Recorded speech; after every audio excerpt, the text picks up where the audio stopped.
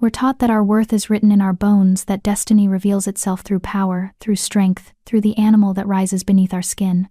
The stories promise us transformation, that the weak become mighty, that patience rewards the faithful, that truth always surfaces like cream. But when you're standing in a banquet hall full of wolves who can tear through steel, and you're the only one whose bones refuse to break into anything at all, you learn a different lesson entirely. Some of us were never meant for the fairy tale. I learned this on the night they asked me to sing, not because they wanted to hear beauty, not because they craved art, but because cruelty, when wrapped in laughter, doesn't leave bruises anyone can see. The Alpha King was visiting our pack for the first time in a decade. A inspection tour, they called it. Though everyone knew what it really meant. Our alpha was weak. Our borders were contested, and the king was here to decide whether we deserved to survive or be absorbed into stronger territories, our bloodlines scattered like ash. The whole pack had been preparing for weeks. The unmated females had been preening, practicing their walks, their smiles, their submission. Because everyone knew the rumors. The king had no Luna, no mate, and a wolf without a mate is a wolf incomplete, even a king. Especially a king. I wasn't part of the preening. I was part of the furniture. You see, in a world where your wolf defines your value, where the animal inside you determines whether you're predator or prey, I was something worse than prey. I was nothing. 23 years old. And I'd never shifted. Never felt the crack of bones reshaping. Never tasted the copper-bright freedom of running on 4 legs instead of 2. Omega, that's what they called me, though even that felt generous. Omegas were still wolves. Omegas still had animals sleeping in their souls. I just had silence. The physicians had examined me as a child, their hands cold and clinical as they pressed against my spine, my skull, searching for the blockage, the defect, the explanation. They found nothing wrong. Which meant, of course, that everything was wrong. My wolf wasn't trapped or sleeping. She simply didn't exist. And in a pack built on animal hierarchy, on the dominance of fang and claw, a human was less than worthless. A human was an insult to the bloodline. My father, the pack's beta and the alpha's right hand, had never quite forgiven me for it. Not the failure to shift, not the humiliation of having his only child born broken, but especially not what came after. The physicians had other findings too, you see. Secondary diagnoses delivered with clinical detachment. My womb was scarred, collapsed, useless. Whether from the same genetic defect that stole my wolf, or some other cosmic joke, I would never bear children. Never carry a pack's future in my belly. Never fulfill even the most basic function expected of a female wolf. I wasn't just wolfless. I was barren. And in our world, that made me disposable. My father's solution had been elegant in its cruelty. Keep me hidden. I lived in the narrow space between visibility and exile, performing menial tasks, staying silent during pack gatherings, eating meals in the kitchen with the elderly and the injured. I was permitted to exist as long as I didn't remind anyone that I did. I'd made my peace with it. Or at least, I'd learned to bury the howling grief deep enough that I could breathe around it. I had my books. I had my voice. And I had my stories. At night, alone in my small room, at the edge of the pack house, I would write fairy tales, mostly. Romance and magic and transformations, all the things I would never have. I'd spin worlds where curses could be broken, where love saw past the surface, where happy endings weren't reserved only for the strong. It was pathetic, maybe, but it was mine. The night of the king's arrival, I'd been assigned to kitchen duty, washing dishes, preparing serving trays, staying well away from the grand hall where the actual pack members would dine. I was grateful for it. The less I was seen, the less I could be hurt. But then Angelia found me. Angelia, my half-sister, my father's legitimate child from his true mate. Beautiful, powerful, crowned by a silver wolf that made grown males whimper with desire. She was everything I wasn't, and she'd spent our entire lives making sure I knew it. There you are. Her voice dripped honey and venom in equal measure. She stood in the kitchen doorway wearing a dress that cost more than I'd see in a year, her dark hair swept up to expose the mating gland at her neck unmarked, but not for long if she had her way. Father wants you in the great hall. My hands stilled in the wash water. Why? Her smile was a beautiful, terrible thing. The king requested entertainment. Something. Authentic. Local flavor. She examined her nails, each one painted the color of fresh blood. Father thought you might sing for us. The elderly cook beside me inhaled sharply. I felt ice crawl down my spine. Angelia. It's not a request, Catherine. My name in her mouth sounded like a curse. Unless you'd prefer, Father explained to the Alpha King why his Beta's daughter refuses a direct command during a formal visit. She didn't need to elaborate.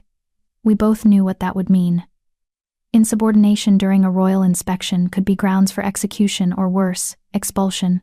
And a wolfless, barren woman alone in the territories wouldn't survive a week. I'll need to change, I started, looking down at my kitchen dress, stained with grease and soap. No time. And besides, her eyes raked over me with calculated disdain. Authenticity. Remember? We wouldn't want you to look like you belong with the actual pack members. 20 minutes later, I stood at the edge of the great hall, my heart a thunder in my throat. The room was magnificent, vaulted ceilings painted with the history of our kind, long tables laden with food, and everywhere the scent of power. Wolves in human form, but barely contained. I could feel their animals pressing against their skin, could sense the constant evaluation, the hierarchy establishing itself with every glance and gesture. And at the head table, him, Alpha King Charles Washington. I'd seen paintings, heard descriptions, but nothing prepared me for the reality of him. He wasn't handsome in any conventional way. His face was too harsh, too angular, carved from stone and shadow. His eyes were the color of winter storms, pale, gray, and pitiless. His hair was black as a raven's wing, pulled back to expose a face that looked like it had forgotten how to smile. He wore his power like a second skin. Every wolf in the room oriented toward him unconsciously, the way flowers turn toward the sun. He was terrifying, and he was looking directly at me. Ah, there she is. My father's voice boomed across the hall, artificially jovial. Your Majesty, may I present my daughter, Catherine? She has a certain talent for music. The king's expression didn't change. Indeed. We thought, the Alpha interjected, shooting my father a conspiratorial grin, that your Majesty might enjoy hearing the Luna hymn. It's traditional sung at matings, at coronations. A sacred piece. Someone snickered. The sound rippled through the hall like blood in water, and I understood. The Luna hymn was sacred. It was performed only by mated females, only by Lunas and high-ranking she-wolves. It was a song of power and fertility, of the moon goddess's blessing on a complete union. Having me wolfless, barren, unmated sing it was a mockery, a joke. They were making me humiliate myself for the king's entertainment.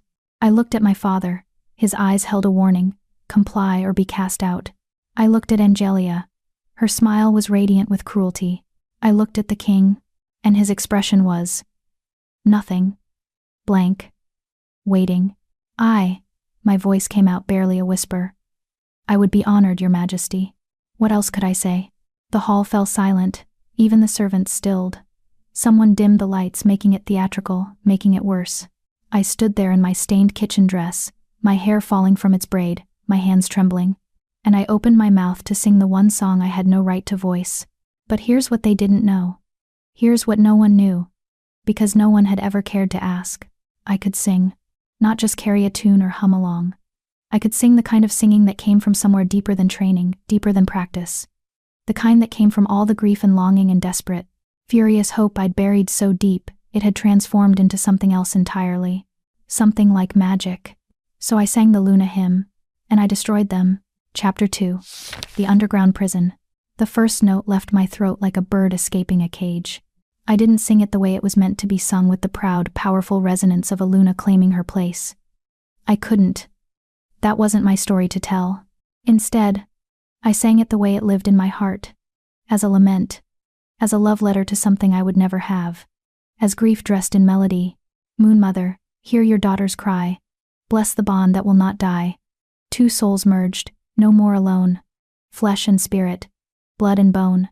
My voice started soft, almost fragile, and I heard someone laugh cut short when the sound swelled, filling the cavernous hall with a resonance that shouldn't have been possible from my small frame. I wasn't classically trained. I'd never had a teacher. But I'd spent 23 years listening to the world with the intensity of someone who couldn't participate in it. I'd heard every nuance, every emotional frequency, and I'd learned to mirror it back. The Luna hymn was meant to be triumphant. I made it ache. Grant us strength to face the night. Guard our young with Luna's light. May our love be ever true, sacred bond, forever new. I closed my eyes because I couldn't bear to see their faces, couldn't bear to watch them remember why this was supposed to be funny. Instead, I sank into the music, into the cruel irony of singing about bonds I'd never feel, children I'd never bear, love I'd never know. And something happened. The mockery evaporated, the whispers died. The great hall fell into a silence so profound I could hear my own heartbeat, could hear the candle flames guttering in their sconces. I sang of the moon goddess blessing a mating bond, and I made it sound like a prayer from someone who knew they'd never be answered. I sang of eternal love, and I made it sound like goodbye. Through the darkness, through the pain, Luna's children shall remain, blessed by moon and star above, sealed forever, bound by love. The final note hung in the air, shimmering. I opened my eyes, and found the entire hall frozen. Wolves who moments ago had been snickering were now staring at me with expressions ranging from shock to something that looked almost like grief. Several of the mated females had tears streaming down their faces. Even my father looked uncomfortable, like he'd orchestrated something he didn't understand and now couldn't control. But it was the king who terrified me. He hadn't moved, hadn't blinked. His hands were locked around his wine goblet with enough force that I could see the metal beginning to dent. His storm-gray eyes were fixed on me with an intensity that made my skin prickle, made my breath catch. He looked like a man who'd just been struck by lightning and was still deciding whether to burn or fall. The silence stretched, uncomfortable, suffocating. Then he stood. The scrape of his chair against stone was deafening. Every wolf in the room immediately dropped their eyes in submission, every wolf. Except me. Because I'd never learned that instinct, never had a wolf to teach me when a predator was too dangerous to challenge. So I stared back, and he walked toward me. My father started to rise, probably to intercede, to apologize, to explain that his defective daughter hadn't meant to. Silence. The king's voice was low, quiet, and absolute. My father sat back down like he'd been struck. The king stopped 3 feet from me. Up close, he was even more overwhelming, tall enough that I had to tilt my head back, broad enough to block out the rest of the room. He smelled like winter storms and old forests, and something darker, something that made my human instincts scream danger. Who taught you to sing like that? His voice was rough, like he hadn't used it for anything but commands in years. No one, Your Majesty. My voice came out steady, which felt like a miracle. I taught myself. Impossible. But he didn't sound angry. He sounded shaken. That level of skill requires training. Requires having nothing else. I interrupted, then immediately wanted to cut out my own tongue. You didn't interrupt an alpha king. You didn't contradict him. But he didn't kill me. He just stared, his gray eyes searching my face like he was looking for something specific. You're the beta's daughter, he said finally. Not a question. Yes, Your Majesty. But you haven't shifted. The room held its breath. This was the moment where I was supposed to lower my eyes in shame. To apologize for my existence, to make myself smaller. I couldn't make myself any smaller than I already was. No, Your Majesty. I have no wolf. Something flickered across his face too fast to read. And yet you sang the Luna hymn like you understood every word of it. Like you'd lived it. I understand longing, Your Majesty. The words escaped before I could stop them. I understand wanting something you can never have. The hymn. I swallowed. The hymn isn't about having everything. It's about hoping for it anyway. The silence that followed was different. Charged. Then the king turned to my father. I'm taking her. The hall erupted. My father shot to his feet. Your Majesty, surely you don't mean she's wolfless, I'm aware of what she is. The king's voice cut through the protests like a blade through silk. I'm also aware that you presented her as entertainment. As a joke. His eyes were cold enough to freeze blood. I'm claiming her as payment for the insult. Payment? My father's face had gone white. Your Majesty, please, I didn't intend. You intended to humiliate your own daughter for my amusement. You succeeded only in revealing your own cruelty. The king's voice was soft now, which made it more terrifying. Be grateful I'm not demanding more substantial recompense. He turned back to me. You'll come to the capital. You'll serve in the royal household. Not a request, a command. I should have been terrified. Should have begged my father to intervene, should have thrown myself at the king's feet and pleaded for mercy. But all I felt was a strange, reckless relief. Because serving in the capital even as the lowest servant, even in disgrace, meant leaving this place, leaving the pack house where every room held a memory of rejection, leaving my father who looked at me like a mistake he couldn't correct, leaving Angelia and her beautiful, casual cruelty. "When do we leave, Your Majesty?"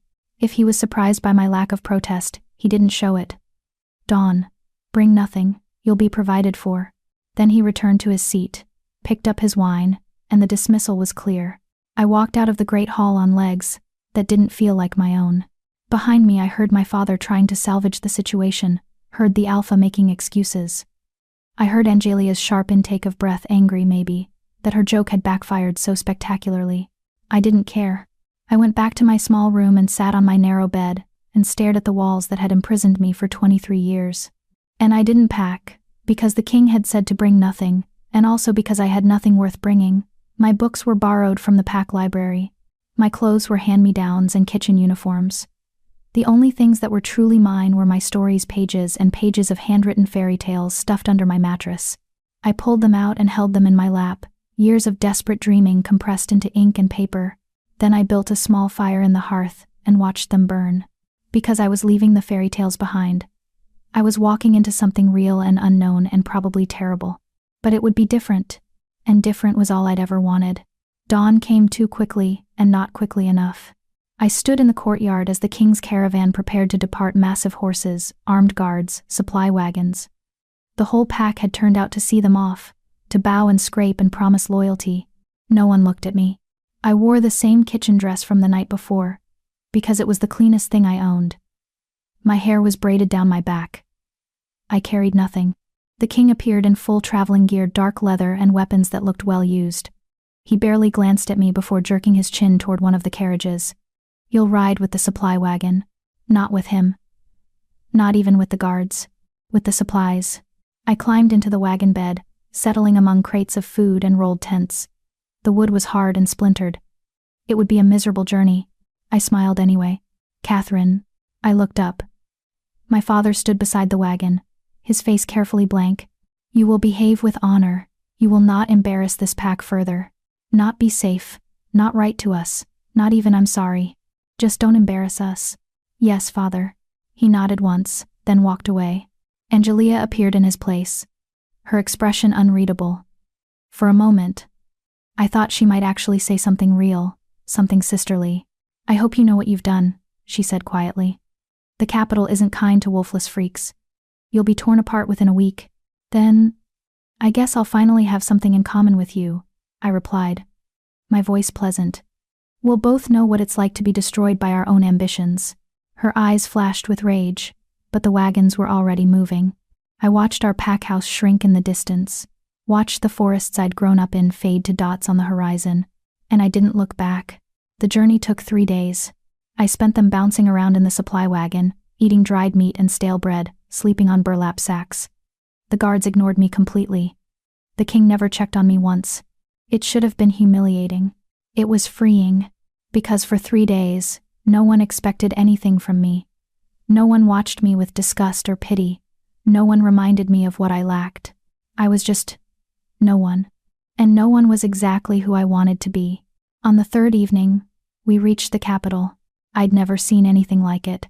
The city sprawled across the valley like a living thing, buildings of white stone and dark wood, markets that glowed with lamplight, and at the center, rising above everything else, the palace. It was beautiful, marble and glass and soaring towers that caught the sunset and threw it back in shades of gold and crimson. But as we passed through the gates into the palace grounds, I noticed something else. The lower levels were different, darker. The beautiful facade didn't extend below ground. The wagon stopped in a courtyard, and a sharp-faced woman in gray appeared. "This is the wolfless one?" One of the guards nodded. The woman's lip curled. "Follow me." I climbed down from the wagon, my legs stiff from 3 days of travel. The woman, she never gave her name, led me through a side entrance, down a narrow staircase and into, the underground. It was vast, carved from the bedrock beneath the palace. Corridors extended in every direction, lit by flickering torches. The air was cool and damp, and smelled like stone and something else. Something metallic. Blood, I realized. Old blood. "You'll work in the lower kitchens," the woman said crisply. "You'll sleep in the servants' quarters." You'll not speak unless spoken to.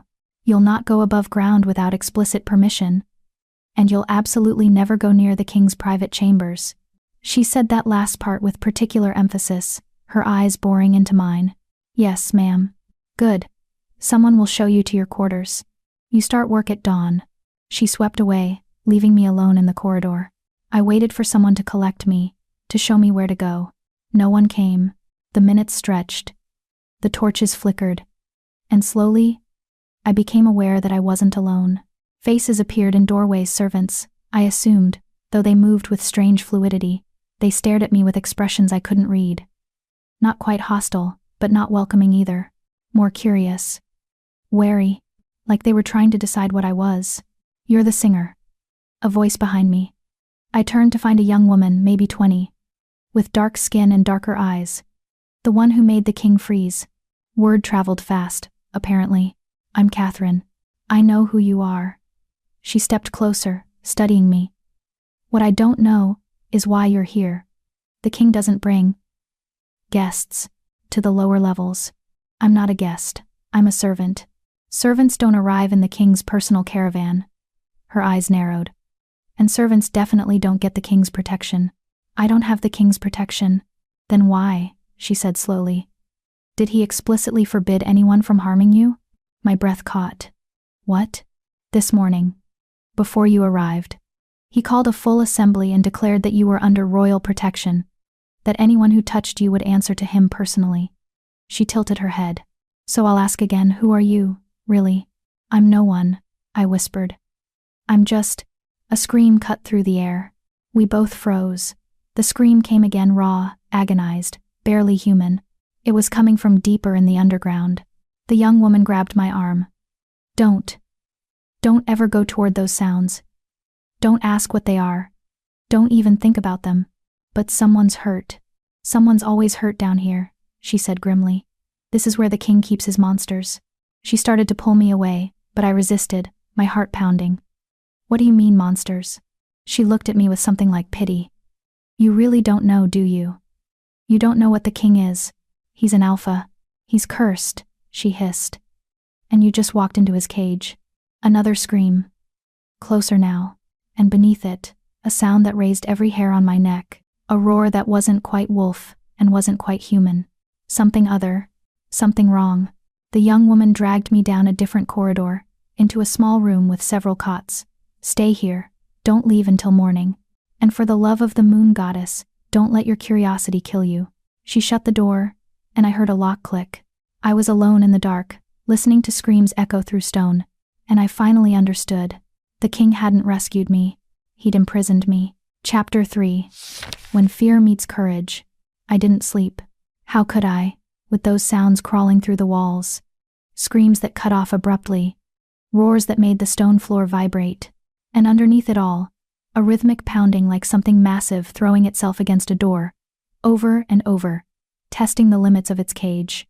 I sat on the narrow cot and hugged my knees and tried not to think about what the young woman had said. Cursed. What did that even mean?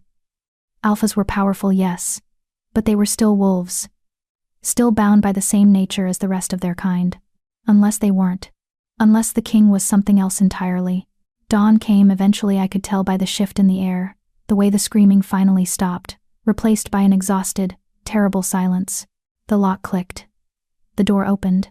A different servant stood there, an older man with gray hair and kind eyes that had seen too much. "Come. You'll work in the lower kitchens today. Stay close to me, and don't speak to anyone." I followed him through the maze of corridors. In daylight, or what passed for it down here, with the torches burning bright, I could see more details.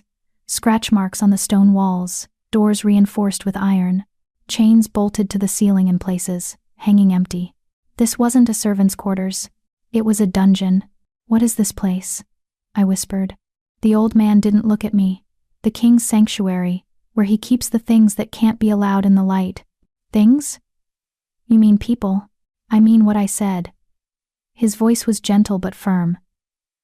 We reached the kitchens, a vast space carved from living rock, with massive hearths and preparation tables and cauldrons big enough to bathe in.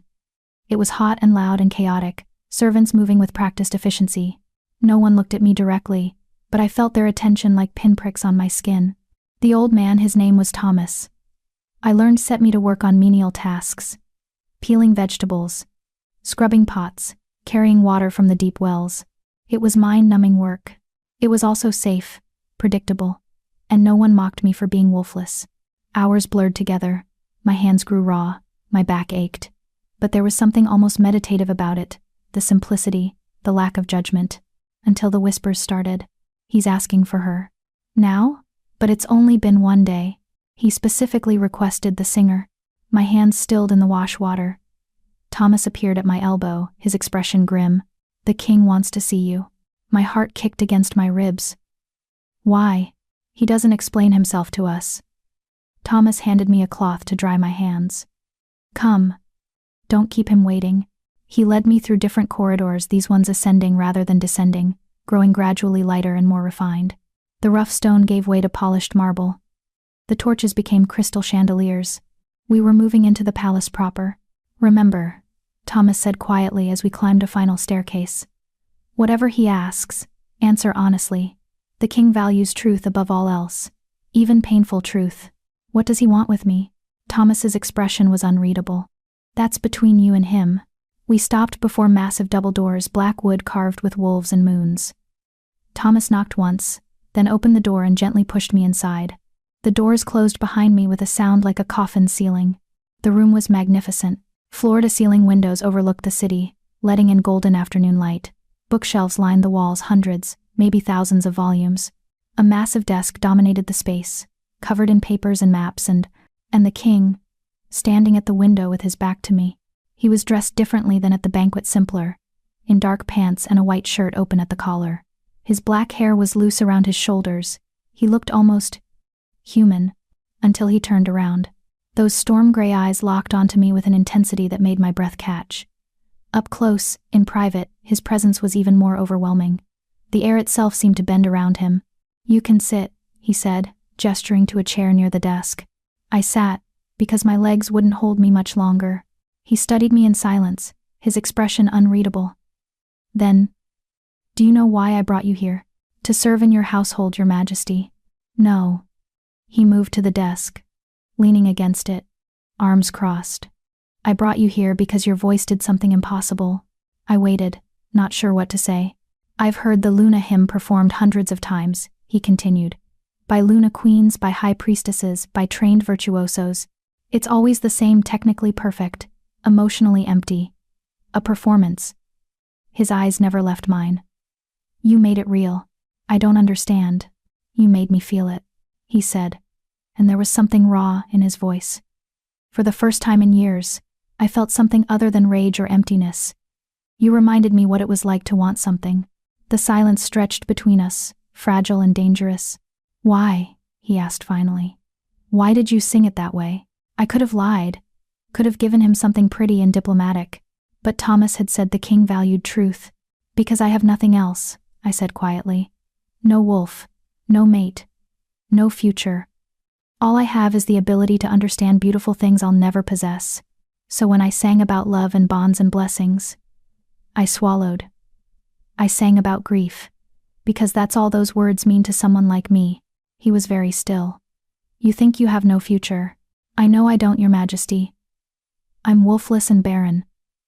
In our world, that makes me worthless? His voice had gone soft, dangerous. Is that what they told you?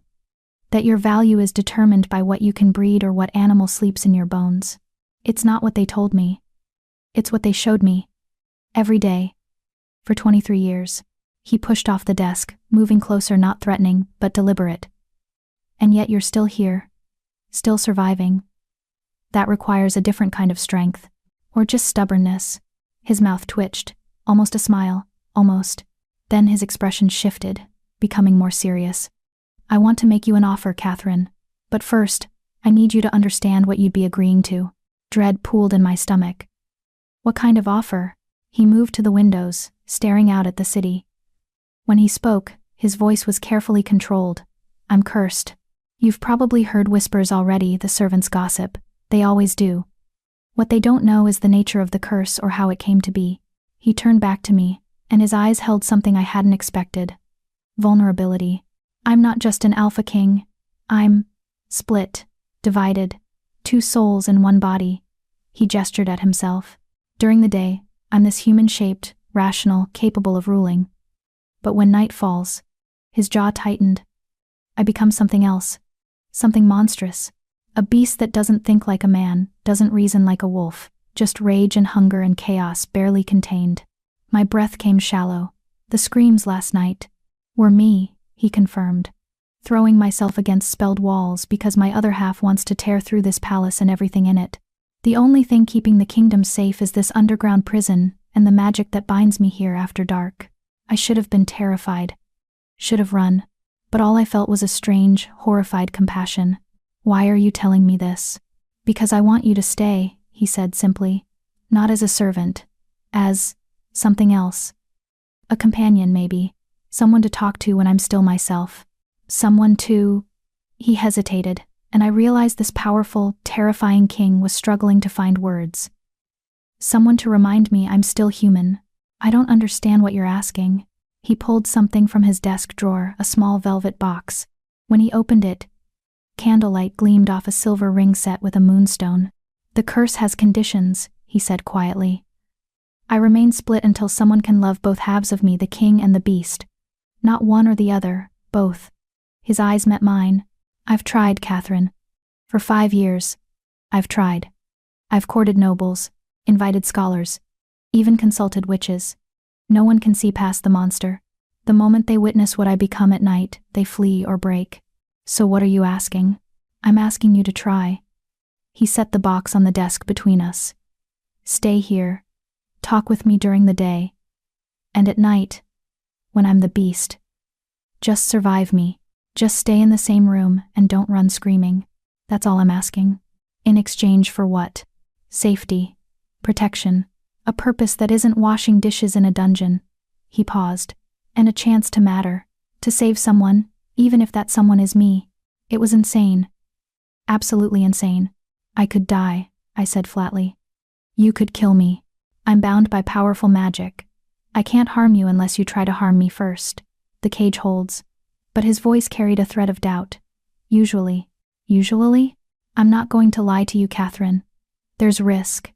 But there's risk in the servants' quarters too, in the packlands, in the territories. Everywhere for someone like you. At least here, the risk has purpose.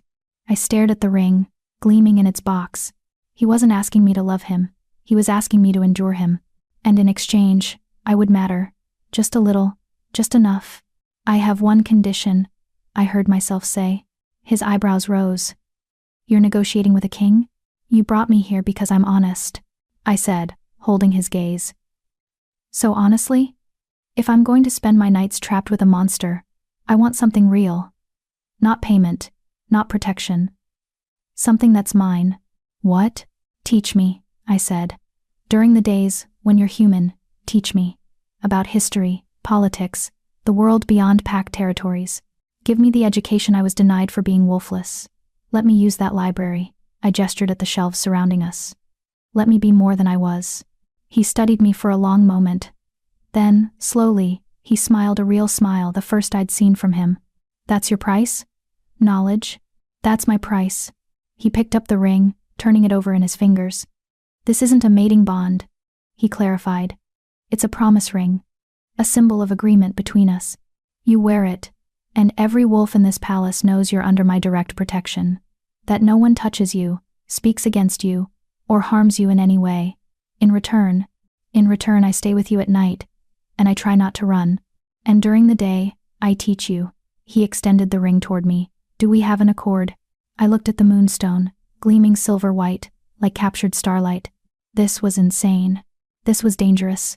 This was the first time in my entire life someone had offered me value beyond my body or my bloodline. I held out my hand. He slipped the ring onto my finger, my right hand, not my left, because this wasn't a marriage. It was something else, something undefined. The metal was warm from his touch. It fit perfectly. There's one more thing, he said quietly, his hand still holding mine. Before you agree, you should know what you're truly facing. Words don't capture it. Then, show me. His eyes darkened. You'll regret that request. Show me anyway. He released my hand and stepped back. Very well. Tonight after sundown, I'll have Thomas bring you to my chambers. You'll see what I become. And then, he paused, then you'll decide if you can truly do this. I've already decided. You haven't, he interrupted gently. You've decided based on my human face and a promise of books. Wait until you see the truth, then choose. The rest of the day passed in a blur. Thomas gave me new quarters, a small but private room on the upper level, with a real bed and a window that overlooked the gardens. It was more luxury than I'd ever known. The servants whispered as I passed, staring at the ring on my finger. I spent the afternoon in the library, running my fingers along leather spines, breathing in the scent of old paper and possibility. The king didn't appear. Apparently, he spent his afternoons in strategy meetings, managing the complex politics of holding a kingdom together while cursed. As the sun began to set, painting the sky in shades of blood and gold, Thomas appeared at the library door. It's time, he said quietly. My stomach dropped. Already? Sunset comes fast this time of year. His expression was kind but serious. Remember, Catherine the king is bound. The magic holds. You're not in true danger as long as you stay calm. You don't sound convinced. I'm convinced the magic works, he said carefully. I'm less convinced that seeing what he becomes won't break you anyway. He led me down back into the underground, but deeper this time, past the kitchens, past the servants' quarters, into sections I hadn't seen before. The stone here was darker, ancient, carved with symbols that made my eyes hurt to look at directly. We stopped before a door unlike any other, black iron reinforced with silver, covered in glowing runes that pulsed with their own light. Beyond this door is the king's night chamber, Thomas explained. Once you enter, the door seals until dawn. You cannot leave. He cannot leave. Whatever happens in there stays in there until sunlight breaks the spell. My hand was shaking. I clasped it behind my back. There's a stool, a water pitcher, and a blanket inside. Stay in the corner farthest from the cage. Don't approach the bars. Don't speak unless he speaks first, though honestly, he probably won't be capable of speech. Thomas's expression was grave. And whatever you do, don't show fear. Fear triggers the predator instinct. Don't show fear, I repeated, while locked in a room with a monster. That should be easy. He almost smiled. The king believes you're different, that you might survive this. I hope he's right, because, he sighed, because he deserves peace. And if anyone can give it to him, maybe it's someone who understands what it's like to be seen as a monster. Before I could respond, the door swung open. The chamber beyond was large, 30 feet across, maybe more. Half of it was normal stone floor. The other half was enclosed by a massive cage, made of the same silver-etched iron as the door. And inside the cage, still human, stood the king. He'd changed into simple clothes, loose pants, no shirt. His hair was already wild, his eyes fevered. When he saw me, something flickered across his face. Relief? Regret? Both? You came, he said, his voice rougher than before. I gave my word. You can still leave. Thomas, take her. No. I stepped fully into the chamber. Behind me, I heard the door swing shut, heard the locks engage. I'm staying. The king gripped the bars of his cage, and I saw his knuckles were already shifting, bones moving under skin, nails lengthening into claws. It's starting, he gritted out. Catherine, listen to me. Whatever I say, whatever I do, I'm not fully myself. The beast thinks differently. It knows I want something, but it doesn't understand what. It might try to. He cut off with a gasp, doubling over. I watched in horror as his body began to change. Not like a wolf shift, nothing clean or natural about it. His spine arched at an impossible angle, his bones cracked and reformed. His skin rippled like something was trying to escape from inside. And he screamed. The sound wasn't human or wolf, it was something caught between, something in agony. I pressed myself against the far wall, heart hammering, as the king disappeared and the beast emerged. It was massive, 7 feet tall, even hunched over, covered in dark fur that seemed to absorb light. Its face was wolf-like but wrong, too intelligent, too aware. Its eyes glowed the same storm gray as the king's, but feral, burning with barely contained violence. And it was staring directly at me. The beast circled inside its cage, movements liquid and predatory. Then it spoke, and oh God, it could speak. Its voice a gravelly rumble that resonated in my chest. Little songbird. You stayed. I couldn't answer. Could barely breathe. It pressed against the bars, testing them. The silver sizzled against its skin, but it didn't pull back. I can smell your fear. Tastes like honey and thunder. I'm not afraid, I lied, my voice barely a whisper. The beast laughed, a terrible sound. Liar. But a brave liar. It tilted its head, studying me. He wants you to love us. Both of us. As if anyone could love this. What do you want? I managed to ask. The beast went very still. Then, slowly, it sank into a crouch, still staring at me through the bars. Tell me a riddle, it said. Of all the things I expected, that wasn't it. What? A riddle. A puzzle. A question with no easy answer. Its eyes gleamed. If you want to survive the night, little songbird, give me something to think about instead of how breakable you are. My mind raced. A riddle. It wanted a riddle. And suddenly, I remembered the stories I used to write. The fairy tales where clever girls survived impossible situations with their wits instead of their strength. I took a shaky breath. I am given but never taken, I said. I can be broken but never held. I bind two souls but have no form. What am I? The beast's eyes narrowed. It rose, pacing the cage, muscles rippling under fur. Clever, it growled. Giving me a puzzle when you're the puzzle I'm trying to solve. It spent the next hour circling, muttering to itself, occasionally snarling in frustration, but it didn't try to break the bars. Didn't threaten me again. It was thinking, and slowly, impossibly, I felt my terror begin to ebb. This thing was a monster, yes, but it was also intelligent, curious, and maybe, just maybe, lonely. I don't know the answer, the beast finally admitted, sounding almost frustrated. Tell me. No, I said quietly, but ask me again tomorrow night. Maybe I'll tell you then. The beast's eyes snapped to mine, and for a moment, I saw something distinctly human in them. Surprise. Hope. Tomorrow. It agreed.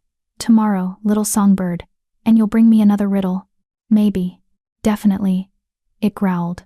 But there was no threat in it. Almost playful. We spent the rest of the night like that, me in my corner.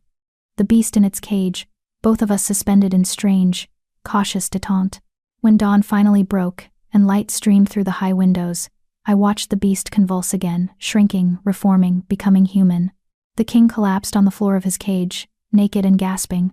I grabbed the blanket Thomas had left, and approached the bars carefully. Your Majesty? He looked up at me, his human eyes wide with disbelief. You're still here. I gave my word. You survived. He sounded awed. How? I smiled, surprising myself. I gave him a riddle, and for the first time since I'd met him, the king laughed, a real, genuine sound of relief and wonder. A riddle, he repeated. After 5 years of trying everything, the answer was a riddle. The door unsealed. Thomas rushed in, stopping short when he saw both of us alive and whole. Same time tomorrow night? I asked the king. He stared at me like I'd performed a miracle. Same time tomorrow night, he agreed. And I walked out of that chamber wearing a promise ring, and carrying something I hadn't had in years. Purpose. Chapter Fear. When understanding becomes love. The palace transformed for me after that first night.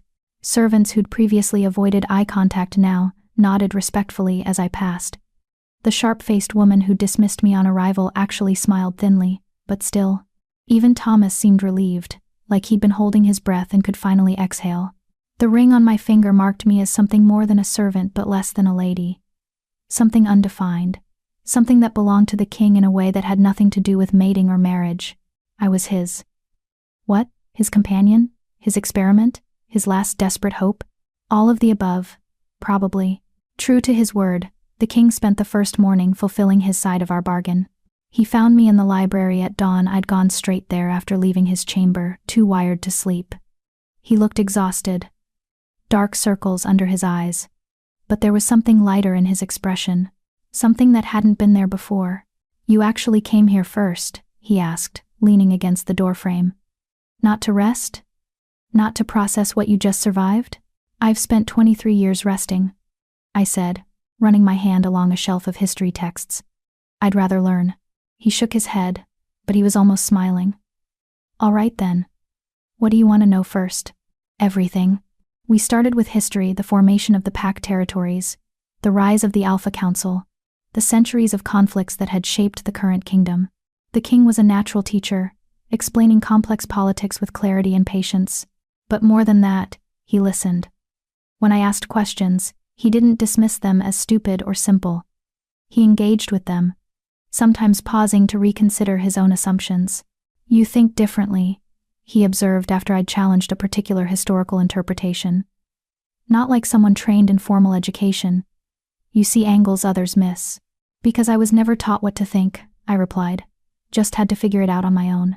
"That might make you more valuable than any scholar in my court." The compliment settled warm in my chest. We worked through the morning and into early afternoon. The king had duties that called him away. Meetings with advisors, judgments to render, a kingdom to run. But he left me with a stack of texts and a promise to return. I devoured the books. History gave way to philosophy, philosophy to poetry.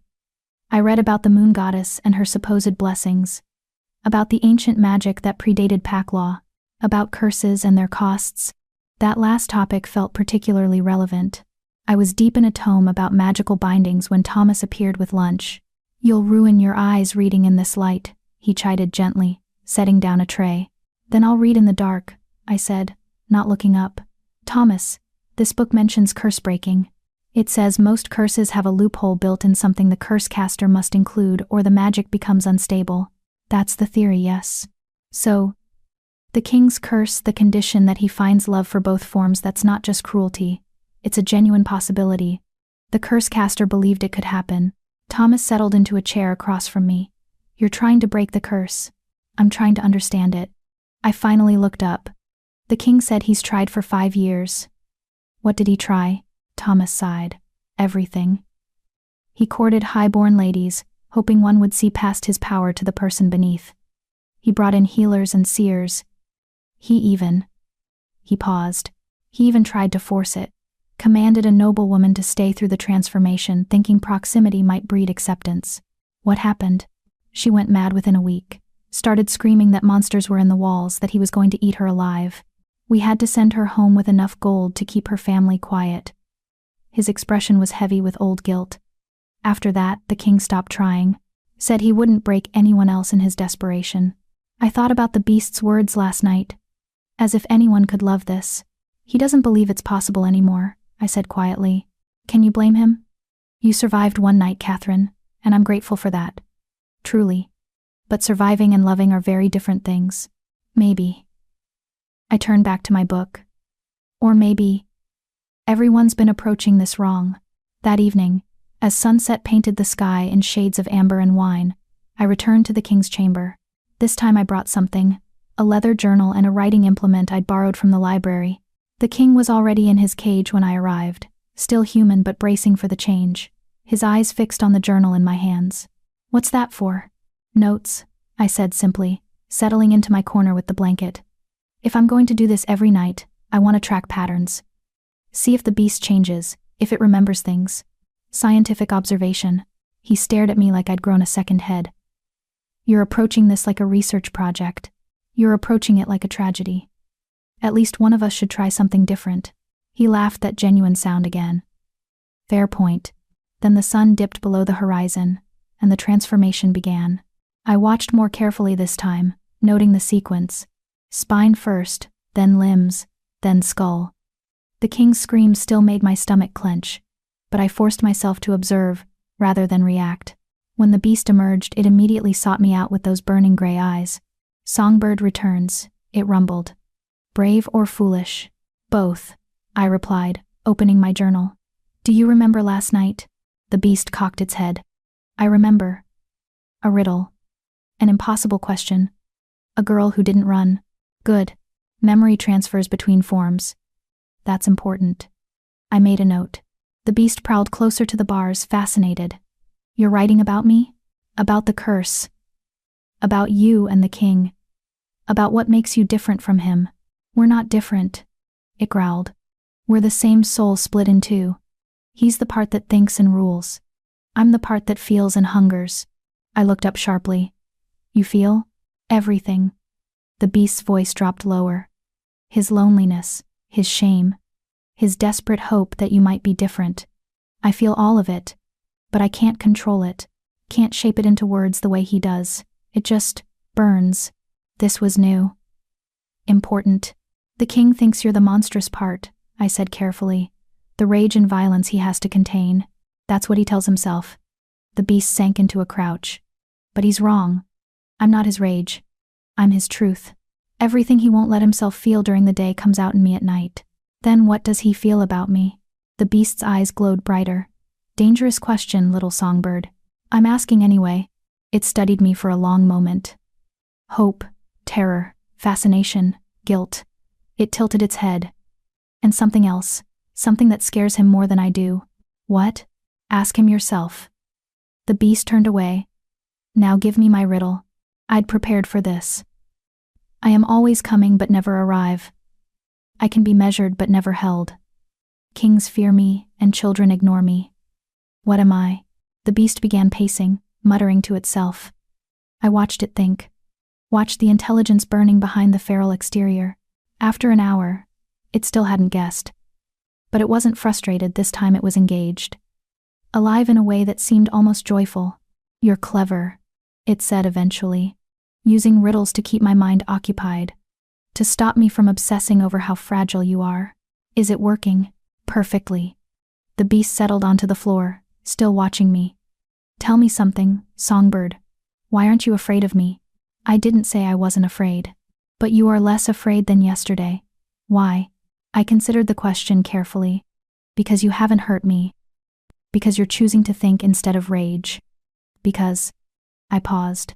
Because I've spent my whole life being seen as a monster too. Just a different kind. The beast went very still. They called you a monster? Not in those words. But yes, defective, broken, wrong. I met its burning gaze. At least you have an excuse. You're cursed. I was just born this way. You're not broken, the beast said, and its voice held something fierce, protective. You're perfect, exactly as you are. The words hit me like a physical blow. No one had ever said that to me. No one had even implied it.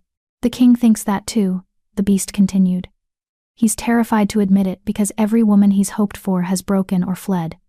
But when you sang that night, when you made the Luna hymn sound like grief instead of triumph, he saw himself in you. Someone beautiful and alone, and convinced they'll never be enough. My throat tightened. Stop. Why? Because it's true? Because you feel it too? Because this isn't part of our agreement, I managed. You're supposed to be a monster I endure, not someone who understands you. The beast moved closer to the bars. Too late, songbird. I already do. We stared at each other across the cage. The moment stretched, charged with something I couldn't name. Then I opened my journal and changed the subject. Tell me about the curse. How it was cast. What you remember. The beast was quiet for so long I thought it wouldn't answer. Finally, it was a witch. A powerful one. The king. It paused, working through the memory. He'd executed her daughter. The girl had used forbidden magic, killed 3 people. The law was clear. But the witch didn't care about law or justice. She cared about revenge. So she cursed him. She cursed him to be what he feared most, a monster. Split from his humanity, alone in his own skin. The beast's voice was bitter. She said he'd remain this way until he found someone who could love both halves. Someone who could see the beast and the king and want them both. That's not impossible, I said. Just difficult. It's impossible because anyone who sees me runs. Or breaks. Or the beast cut off, shaking its head. 5 years. 5 years of trying. You're the first person to survive more than 3 nights. How many nights until the curse breaks? Unknown. The witch wasn't specific. It laughed, sharp and dark. Could be a week. Could be a year.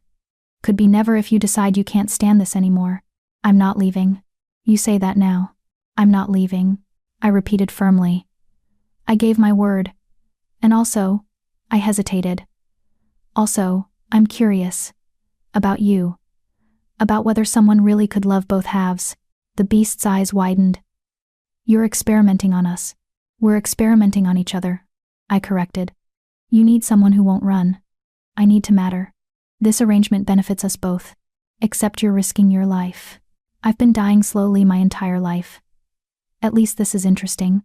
The beast made a sound that might have been laughter or despair. "You're insane." "Probably." I smiled. "Now, are you going to guess the riddle?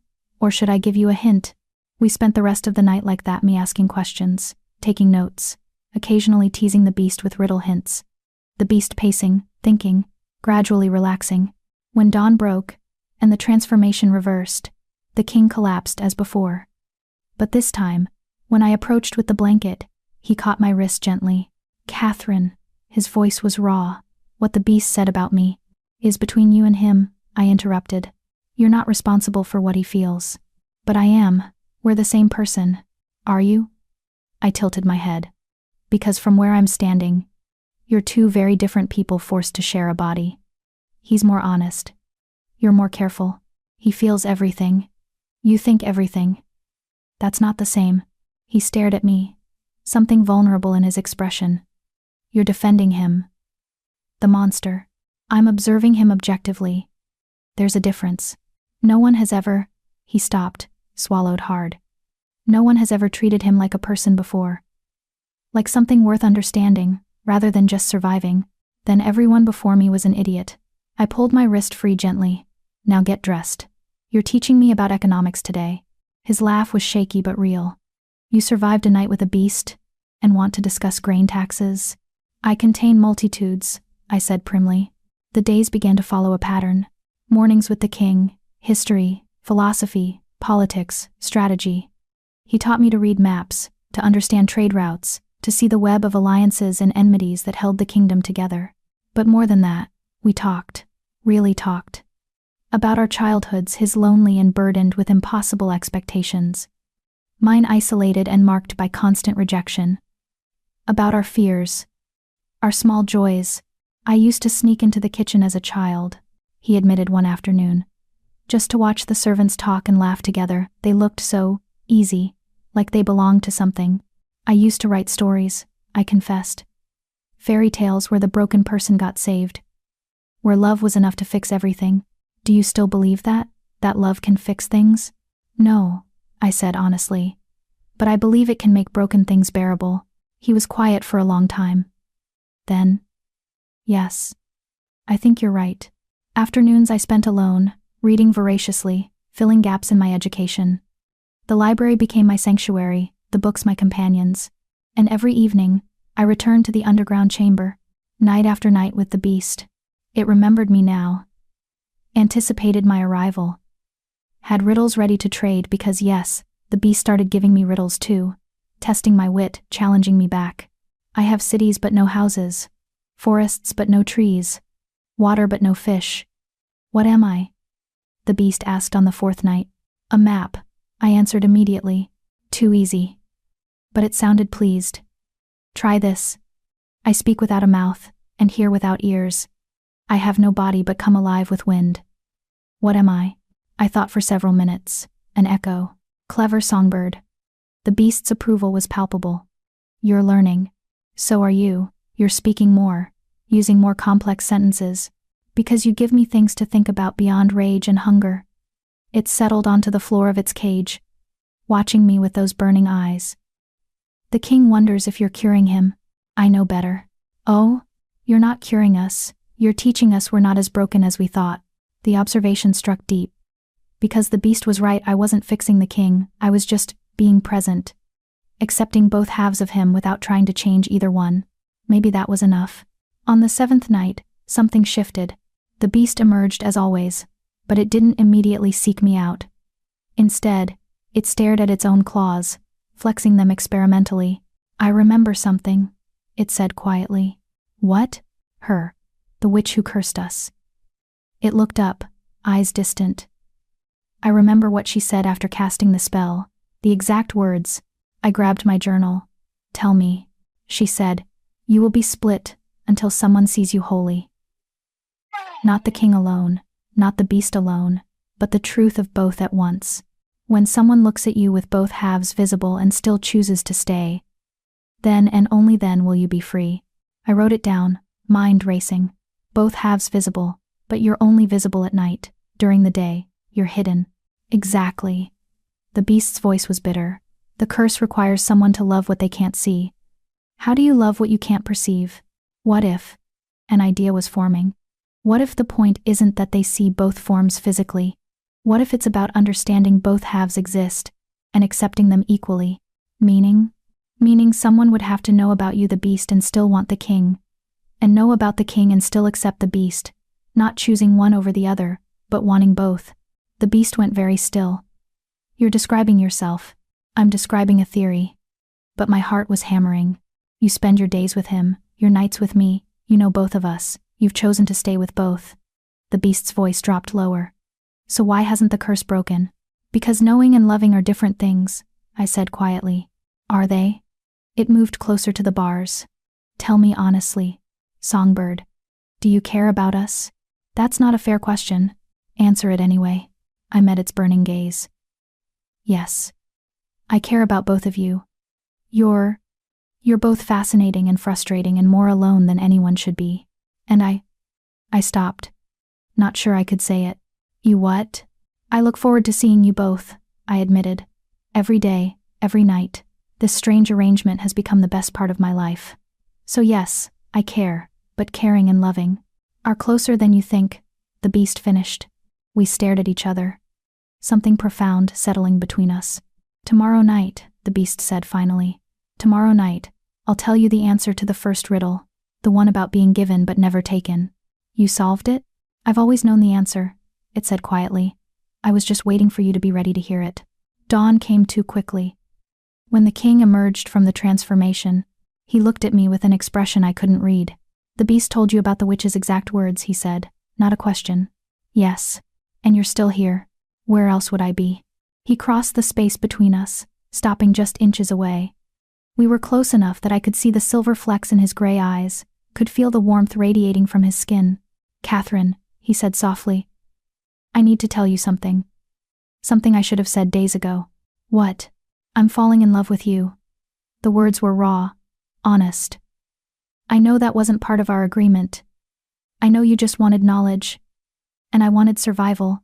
But somewhere between riddles and history lessons, I stopped thinking of you as an experiment. And now he swallowed hard. Now I can't imagine you leaving. My breath caught. Your Majesty. Charles, he interrupted. When it's just us, call me Charles. Charles, I repeated, testing the name. I don't know what to say. Say you'll stay. Even if the curse never breaks. Even if this is all there ever is. Stay anyway. I looked up at this powerful, broken king who'd given me purpose and education and something dangerously close to belonging. I'll stay, I whispered. And when he smiled, really smiled, with joy and relief and wonder, I felt something crack open in my chest. Something that felt terrifyingly like hope. Chapter 5, Breaking the Unbreakable. I didn't sleep that night. How could I, with Charles's confession echoing through my mind? I'm falling in love with you. I paced my small room, watching moonlight paint silver across the floor, trying to understand what I felt. Trying to separate gratitude from affection from something deeper and more dangerous. The truth was, I'd been falling too. Maybe from the first moment he'd defended me in that banquet hall. Maybe from the first morning he'd listened to my questions like they mattered. Maybe from the first night the beast had called me Songbird and treated my mind like something precious. But love? Love required belief in fairy tales, in happy endings, in the possibility that broken things could be whole. And I'd burned those stories weeks ago, hadn't I? Dawn came eventually, pale and gray. I dressed in one of the simple gowns the king had provided, nothing fancy, but clean and well-made and mine. The ring on my finger caught the light, moonstone gleaming. A promise, he'd called it. Maybe it was time to understand what that promise truly meant. I found Charles in his study, bent over correspondence, already managing the kingdom despite barely 3 hours of sleep. He looked up when I entered, and something vulnerable crossed his face. Catherine. I wasn't sure you'd come. Where else would I be? I settled into the chair across from his desk, my chair now, after 2 weeks of daily lessons. We're in the middle of discussing the southern trade disputes. I need to know how the grain embargo affects the mountain packs. He stared at me. I confessed my feelings last night, and you want to discuss economics? I want to know if you meant what you said. I met his eyes steadily. Or if it was just exhaustion and transformation talking. I meant every word. His voice was quiet but certain. I know it's fast. I know it's probably foolish. But Catherine, You've given me something I thought I'd lost forever. You've given me companionship without judgment. With you, I'm not just a king or a beast, I'm just me. Which me? The one sitting here, or the one in the cage? Both. He leaned forward, elbows on the desk. That's what you've helped me understand. They're not separate entities. They're both me. The beast isn't some evil I have to contain. It's the part of me that feels everything I suppress during the day. The loneliness, the longing, the fear that I'm too broken to be loved. You're not broken. I'm cursed, Catherine, split in two. That's the definition of broken. He smiled sadly. But with you, being broken doesn't feel like a death sentence. It just feels like being. I wanted to reach across the desk, to take his hand, to offer comfort, but something held me back. Some last wall I wasn't ready to tear down. Tell me about the curse caster, I said instead. The witch.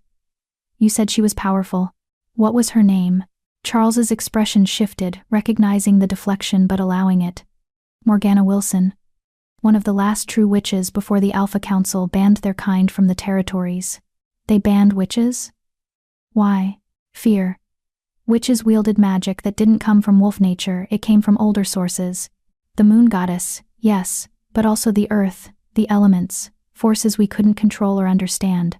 The council decided anything they couldn't dominate was a threat, so they drove them out. And killed those who resisted, including Morgana's daughter, Alara. Charles's voice was heavy. She was 17, used forbidden magic to heal her dying brother, saved his life by taking life from others. 3 people died so one could live. The law was clear. Execution. And you carried it out. I was 19, newly crowned after my father's death. The council was testing me, seeing if I'd be weak, if I'd show mercy that could be exploited. He rubbed his face tiredly. So I did what was expected. I ordered the execution. And Morgana watched her daughter die, and promised me I'd understand what it meant to be split from the ones you love. The pieces were falling into place. She didn't curse you to be a monster. She cursed you to be separated from yourself. To know what it feels like to have part of you taken away, and to never be whole again unless I found someone willing to love both halves. He laughed bitterly. Fitting punishment. Really. I took her daughter. She took my humanity, but she gave you a way out, I pointed out. The curse has a condition. That means she believed even in her grief that you could be redeemed. Or she believed I'd suffer longer knowing freedom was possible but always out of reach. We sat in silence for a moment, the weight of old tragedy settling between us. What happened to Morgana? I asked finally. Disappeared. The council sent hunters, but she vanished into the wild territories. Some say she's dead. Others claim she's still out there, watching to see if her curse holds. Charles's eyes met mine. Why do you ask? Because if she's alive, she's the one who can break this. Not love, not magic, not time her. She cast it. She can undo it. We've tried to find her. Sent emissaries, offered fortunes, begged and threatened and negotiated. She's either dead or has no interest in mercy. Or, I said slowly, she's waiting to see if the curse's condition is met legitimately. If it isn't, if you try to circumvent it, the curse might become permanent. Charles went very still. Where did you learn that? The magical theory texts in your library. Curse magic always has safeguards against cheating. If Morgana is alive and watching, she'd know if you tried to force a solution. I leaned forward. This has to be real, Charles. Whatever happens between us, it has to be genuine. Or it won't work. And is it? His voice was rough. Is what you feel genuine, Catherine? Or are you just trying to save me because you need purpose? The question struck like a blade. I opened my mouth to answer, to say something diplomatic, something safe, and found I couldn't. Because I didn't know. Did I care about Charles because of who he was? Or because he'd given me value when no one else would? Did I look forward to nights with the beast because of genuine affection, or because the challenge was engaging? Was any of this real, or just 2 broken people clinging to each other in the dark? I don't know. I admitted finally. I care about you, both of you. I look forward to our time together. I'm happier here than I've ever been. But love? I shook my head. I don't know if I trust myself to recognize it. Everything I've ever felt has been tangled up with survival and desperation. Instead of looking hurt, Charles smiled. Thank you. For what? For being honest. For not pretending to feel something you don't. Just to make this easier. He stood. moving to the window. I'd rather have your uncertain truth than a comfortable lie. I joined him at the window, looking out over the city. What if I never know? What if I care but it's never enough to break the curse? Then we keep going anyway. He turned to face me. Because even if the curse never breaks, even if I'm split forever, these weeks with you have been worth it. You've given me something I thought I'd lost. The ability to hope. That's not enough. It's more than I had before. We stood there, close enough to touch but not touching, both of us suspended in possibility and fear. Tonight, I said finally, the beast promised to tell me the answer to the first riddle, the one about being given but never taken. I know the answer, Charles said quietly. You do? We're the same soul, remember? What he knows, I know. He hesitated. Are you ready to hear it? I asked the riddle. I should be ready for the answer. But my heart was hammering. Because something about his expression told me this answer would change everything. That evening, I descended to the underground chamber with a strange mixture of anticipation and dread. The beast was waiting, already transformed, pacing its cage with unusual agitation. Songbird. It rumbled when it saw me. You came. I always come. Tonight is different. The beast settled onto the floor, eyes burning with intensity. Tonight I give you the answer, and you decide what it means. I sat in my corner, journal forgotten. I'm listening. The riddle. I am given but never taken. I can be broken but never held. I bind two souls but have no form. The beast's voice was soft now, almost gentle. What am I? Tell me.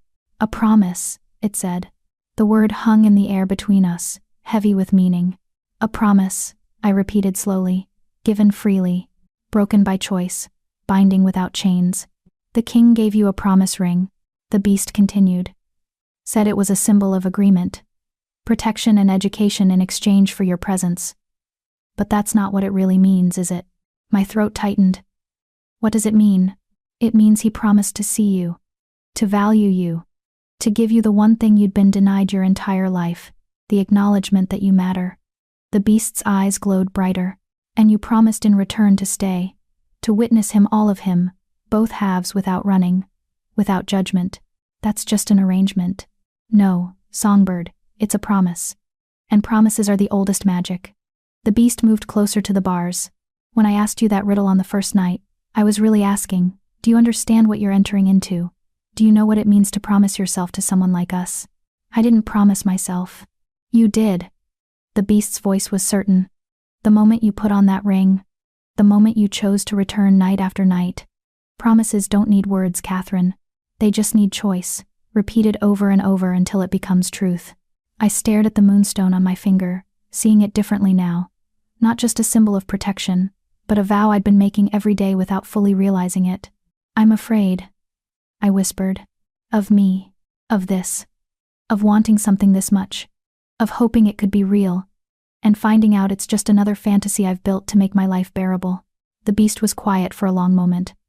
Then, do you want to know what I am, Catherine? What I really am? You're the beast, the cursed half. I'm his heart, the beast interrupted. Everything he feels but won't let himself express. Every soft emotion, every desperate longing, every moment of vulnerability, that's me. He thinks I'm the monster. But I'm not rage and violence. I'm love that has nowhere to go. My breath caught. So when I tell you that we love you, the beast continued, I'm not speaking for him. I'm not separate. I'm the part of him that knows how to feel it fully, without the armor of logic and reason. It pressed close to the bars, as near as the magic would allow. He loves you with his mind. I love you with everything else. Together, we love you wholly. Tears were streaming down my face now. How can you love me? I'm nobody. I'm nothing. You're everything, the beast growled. You're brave and clever and kind to monsters. You see broken things and don't try to fix them, you just sit with them in the dark and make the darkness less lonely. You sang grief into beauty, and turned survival into purpose, and looked at us split and cursed and damaged and chose to stay anyway. Because I had nowhere else to go. Liar. But the beast's voice was gentle. You could have refused. Could have begged your father to take you back. Could have fled to another territory. Could have found 100 ways to escape, but you stayed, not because you had to, because you wanted to. The truth of it slammed into me. I'd been telling myself this was survival, that I was just making the best of a bad situation. that my feelings were gratitude mixed with loneliness. But that was a lie I'd been hiding behind. The truth was simpler and more terrifying. I'd fallen in love with a cursed king and his beast heart. I'd fallen in love with the way Charles explained complex politics with patience and respect, with the way he listened to my thoughts like they mattered, with his rare smiles and his tired eyes and his determination to be good despite being broken. And I'd fallen in love with the beast's honesty, with its riddles and its fierce protectiveness, and the way it said beautiful things without hesitation or shame. I'd fallen in love with both halves, which meant, "Oh," I breathed. The beast's eyes gleamed. "You understand now. The curse, the condition." My heart was racing. Someone has to love both halves. Someone has to see you wholly and choose you anyway. "And do you?" the beast asked quietly. "Do you see us wholly, Catherine? Do you choose us?" This was the moment. The point of no return. I could lie. Could say I needed more time, more certainty, more proof this was real. Or I could be brave enough to speak truth. I stood, walking across the chamber until I was directly in front of the cage, close enough that I could feel heat radiating from the beast's fur, close enough to see my reflection in its burning eyes. "I see you," I said clearly. "Both of you. King and beast. Thought and feeling. Mind and heart. I see all of it, the loneliness and the hope, the fear and the courage, the curse and the man beneath, and I." My voice broke. The beast waited, perfectly still. "I love you," I whispered. "Both of you. Wholly." I didn't mean to. I didn't plan to. But somewhere between riddles and history lessons, between promises and patience, I fell in love with a soul split in two, and I don't want you whole if it means losing either half. I want all of you, exactly as you are.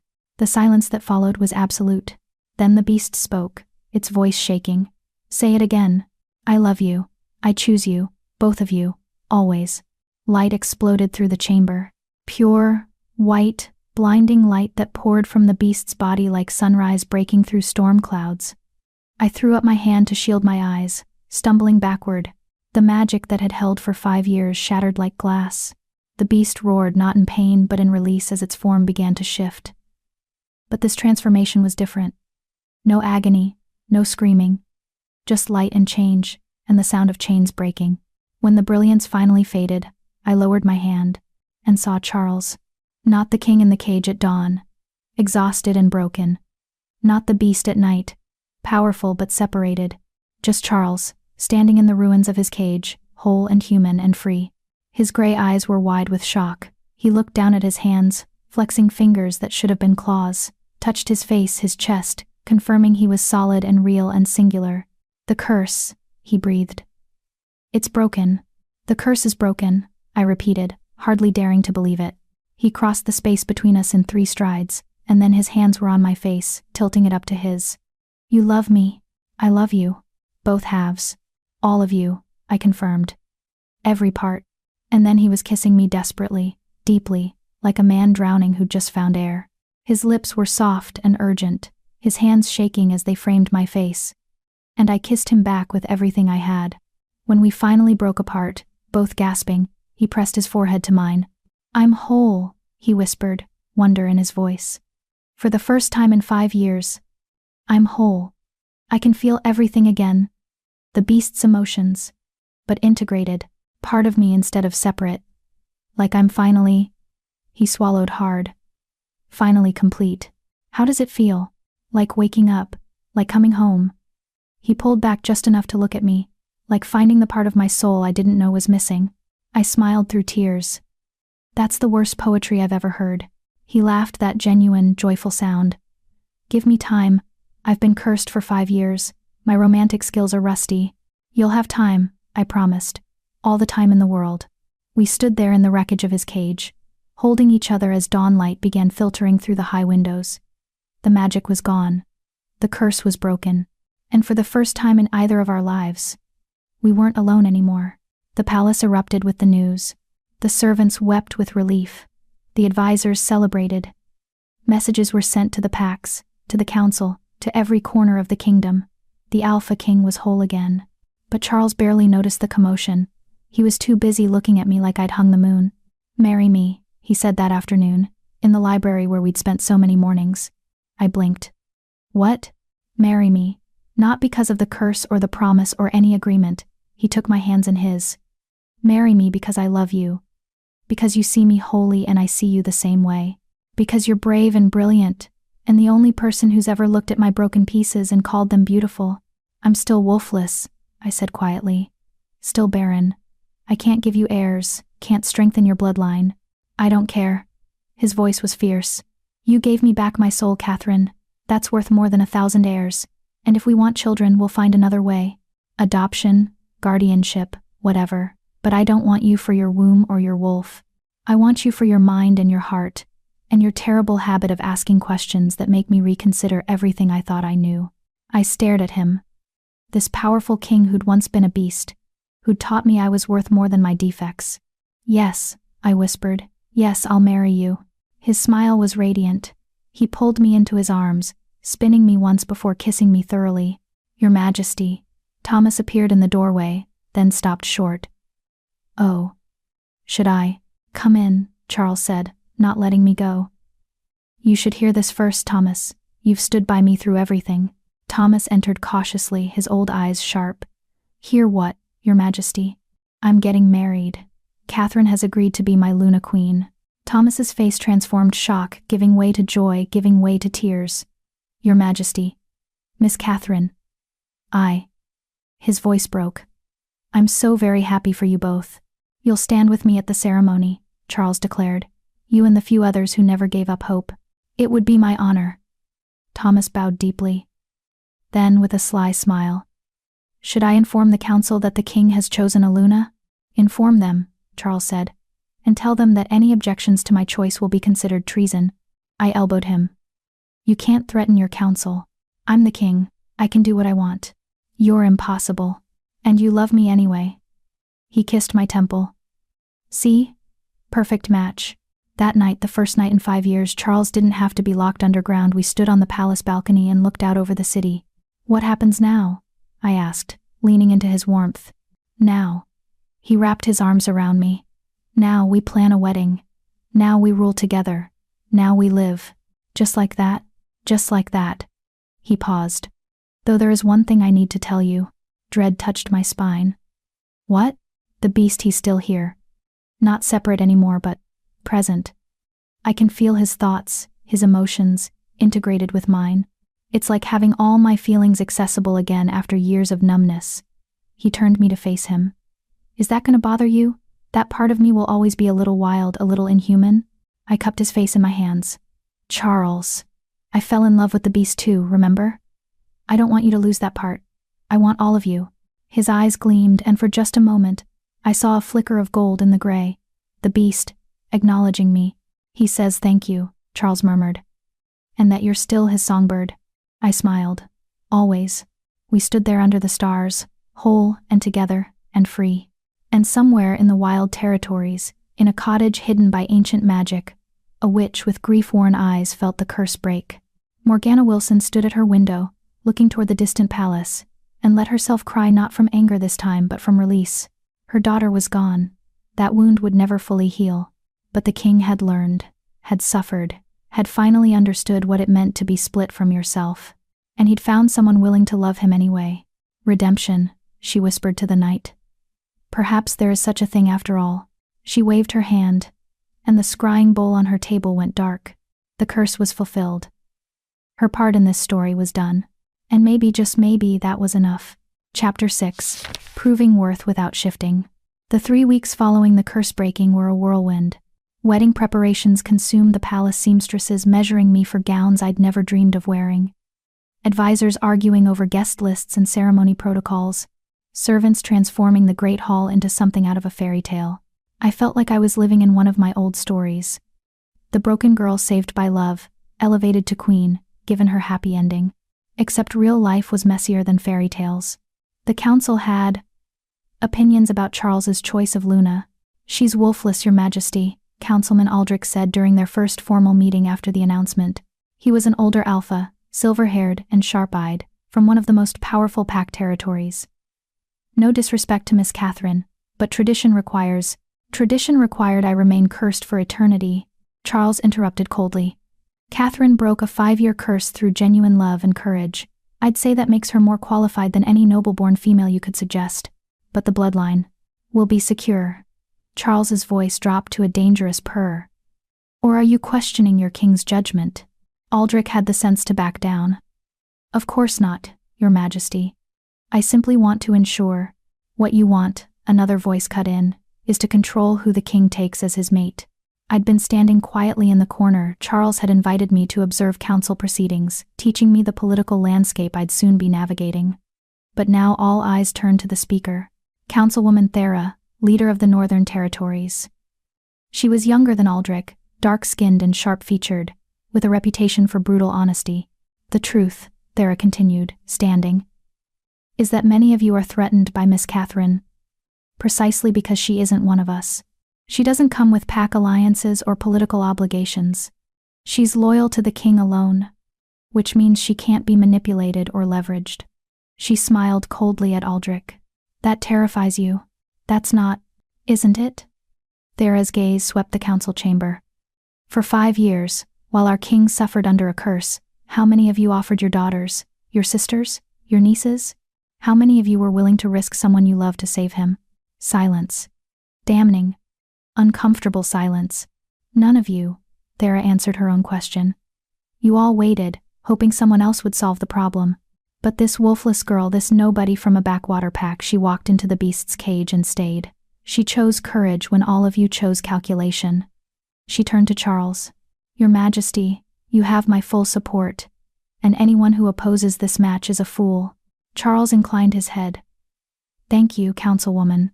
The meeting continued, but the tide had shifted. Thera's words had reminded them all of their own cowardice. By the end, even Aldrich had agreed to attend the wedding. After the council dispersed, Thera approached me directly.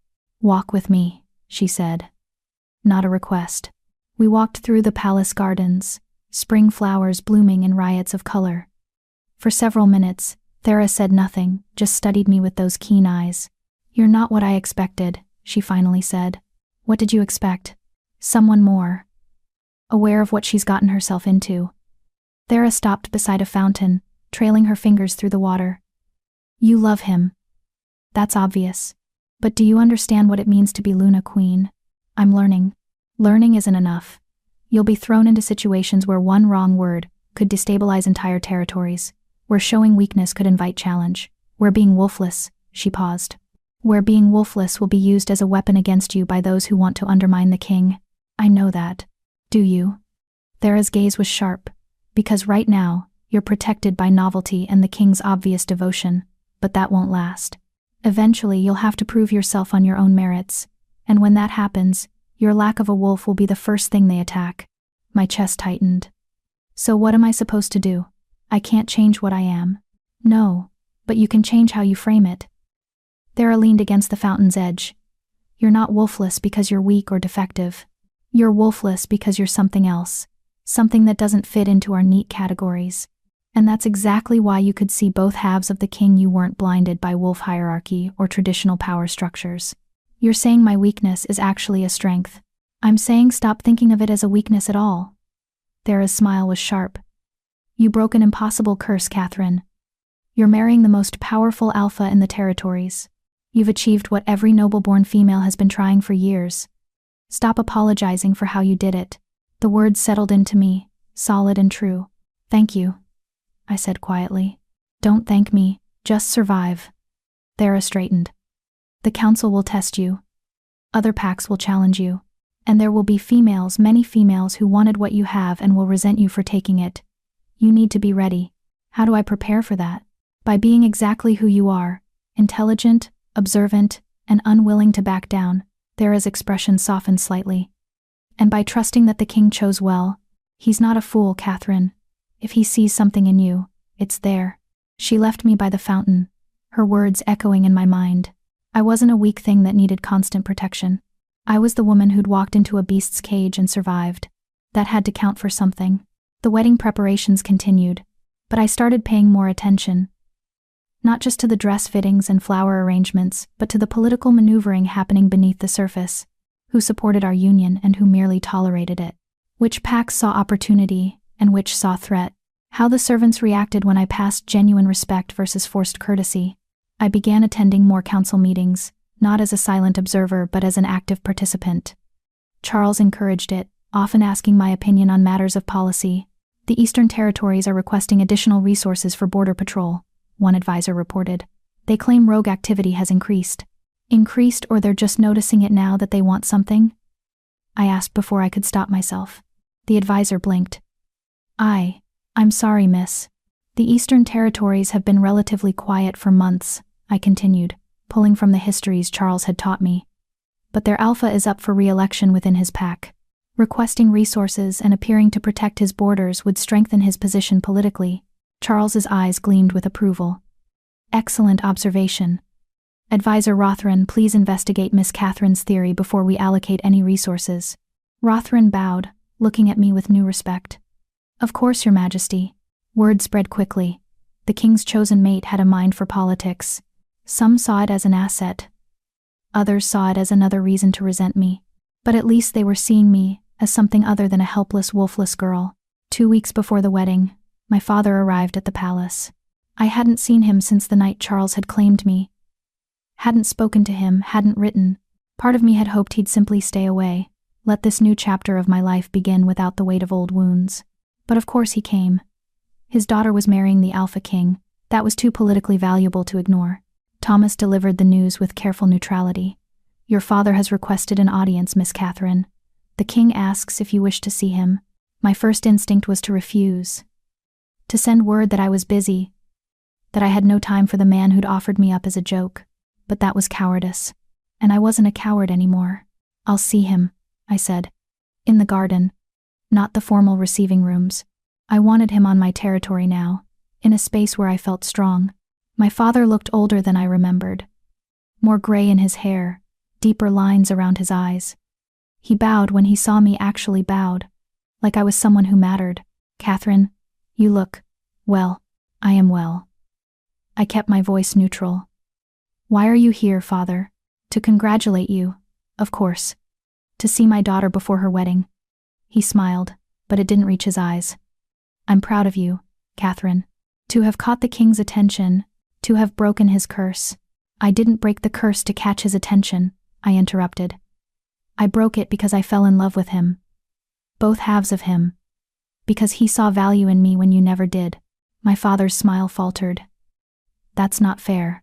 I provided for you, kept you safe. You hid me, kept me silent. Let Angelia and the others mock me because acknowledging my existence was inconvenient. I stepped closer. You offered me up as entertainment that night, father. As a joke. And when the king claimed me, you didn't object because you were relieved to have the problem of me removed. I was protecting the pack. You were protecting yourself. My voice was steady now, cold. And I understand. You did what you thought you had to do. But don't come here now, pretending you're proud. Don't rewrite history to make yourself feel better about how you treated me. He stared at me. This daughter he'd never really seen before. You've changed. No. I've just stopped pretending to be smaller than I am. I straightened. You're welcome to attend the wedding, father. But know that I'm not doing this for you. I'm not marrying the king to elevate our pack or to make you proud. I'm marrying him because I love him, and he loves me. And for the first time in my life, I'm choosing something for myself. Catherine, that's all I have to say. I turned away. Thomas will show you to your quarters. I walked away from my father, from his shock, his discomfort, his belated attempts at reconciliation, and I felt lighter than I had in years. That night, I told Charles about the confrontation. We were in his private chambers, my chambers now too, though we'd agreed to wait until after the wedding for anything beyond stolen kisses and careful touches. The curse was broken, but some traditions were worth honoring. How did it feel? He asked, pulling me against his chest as we sat before the fire. Standing up to him? Terrifying. Liberating. Both. I leaned into his warmth. I spent so long wanting his approval, his acknowledgement, but when I had the chance to demand it, I realized I didn't need it anymore. Do you? His voice was soft against my hair. Everything. Well, not everything, I teased. I still can't shift into a wolf. I'm still barren. Those things haven't changed. Do they still bother you? I considered the question honestly. Sometimes. When I see mated pairs running together, When I hear about pack hunts and moon ceremonies, there's a pang. Not shame anymore, but wistfulness, maybe. Like seeing a beautiful painting I can't be part of. What if I told you there might be a way? I pulled back to look at him. What do you mean? The curse is broken, but the magic Morgana used, it's still present. I can feel it, woven through my bones now. Part of me. His gray eyes were serious. And yesterday, I felt something else. A connection where there wasn't one before. Charles, I don't understand. You broke the curse by loving both halves of me. By seeing the beast and the king as one complete soul. He took my hands. What if that created a bond between us? Not a mating bond exactly, but something similar. Something that connects your soul to mine. My breath caught. That's not possible. 5 years ago, I would have said breaking my curse wasn't possible either. He brought my hand to his chest, pressing it over his heart. Close your eyes, Catherine. Just feel. Don't think, don't analyze, just feel. I closed my eyes, focusing on the warmth of his skin, the steady rhythm of his heartbeat, and then I felt it. A pulse, a connection, a thin golden thread running from my heart to his, invisible but undeniably present. My eyes flew open. What is that? A bond, he said softly, created by magic and love and two souls choosing each other completely. It's not a traditional mating bond, those require both parties to have wolves, but it's something. And I think, he hesitated, I think it might give you access to my wolf. Not your own, but shared. Like you're borrowing from my strength. That's impossible, I whispered. Magic doesn't work that way. Normal magic doesn't. But curse magic is different, it rewrites reality, creates new rules. And when you broke mine, you didn't just free me. You intertwined us. His eyes searched mine. Do you want to try? Try what? Shifting. With me. Let me guide you through the transformation. Share my wolf with you. See if the bond can carry you through. Terror and hope warred in my chest. What if it doesn't work? What if I try and fail and then we know, and nothing changes? You'll still be my Luna. I'll still love you, but if it does work. His smile was gentle. If it works, you'll finally know what it feels like, to run on 4 legs, to taste freedom the way wolves do. I wanted it. Oh, I wanted it so desperately it hurt. But I was terrified of hoping. Terrified of reaching for something beautiful and finding it slip through my fingers like every other dream I'd ever had. Not yet, I finally said. After the wedding. After everything is settled. Then we can try. Charles looked disappointed but understanding. Whenever you're ready. The bond isn't going anywhere. We sat in silence for a while, wrapped in firelight and each other's presence. Charles, I said eventually. Thank you. For giving me the choice. For not pushing. I kissed his jaw. For seeing me as more than my limitations. Always, he murmured. You were never limited, Catherine.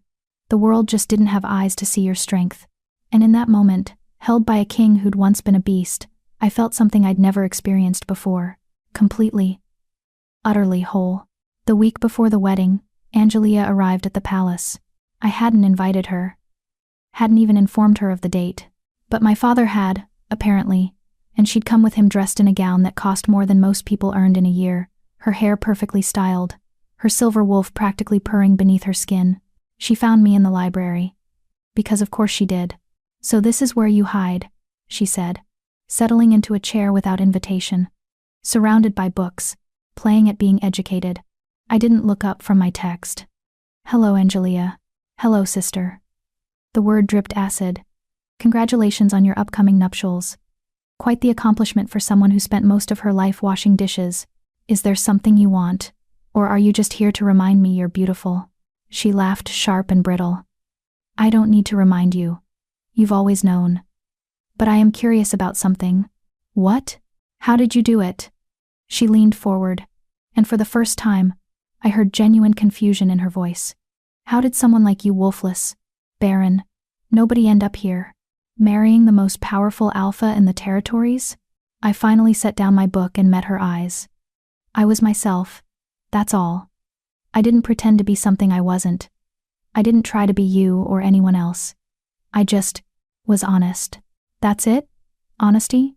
She sounded almost angry. I've been perfect my entire life. Beautiful, powerful, desirable. And yet you're the one wearing a queen's ring. Maybe that's why, I said quietly. Maybe he didn't want perfect. Maybe he wanted real. Angelia stared at me, something unreadable in her expression. Envy. Yes. But also, something that looked like loss. I could have had this, she whispered. If Father had presented me instead of you that night. If I'd been the one asked to sing. No, I said gently. You couldn't have. Because you would have sung the Luna hymn, the way it was meant to be sung perfectly, powerfully, without a hint of vulnerability. And that's not what Charles needed to hear. So what, I'm being punished for being strong? You're not being punished at all. You'll marry well, Angelia. You'll find an alpha who appreciates your strength and beauty. But Charles needed someone who understood what it meant to be broken. And that was never going to be you. She stood abruptly, smoothing her gown. I don't understand you, Catherine. I've never understood you. But I hope. She paused at the door. I hope you're happy. Truly. Because if you're not, if you've somehow manipulated this situation, it will destroy you. I know, I said. That's why I'm being so careful to deserve it. She left without another word. And I returned to my books, no longer haunted by the ghost of who I could never be. The night before the wedding, Charles found me on the balcony, staring at the stars. Nervous? He asked, wrapping his arms around me from behind. Terrified, I admitted. Tomorrow I'll be Luna Queen. Tomorrow everyone in the kingdom will be watching me, judging me, waiting for me to fail. Then let them watch. He kissed my temple. Let them judge. You've already proven yourself in the ways that matter. You broke an impossible curse, survived a beast, and earned the respect of the council. Everything else is just ceremony. Easy for you to say. You were born to this. I was born to duty and expectation and crushing loneliness. He turned me to face him. But you chose this. Chose me. Chose a life that terrifies you because you wanted it badly enough to be brave. That's more impressive than anything blood or birthright could give. You always know what to say. That's because you're easy to praise. He cupped my face. Tomorrow, Catherine, you become my Luna, my queen, my partner in everything. Are you ready for that? I looked into his storm-gray eyes that had once belonged to a beast, that now held nothing but love and certainty. Yes, I said. I'm ready. He kissed me then, deep and slow and full of promise.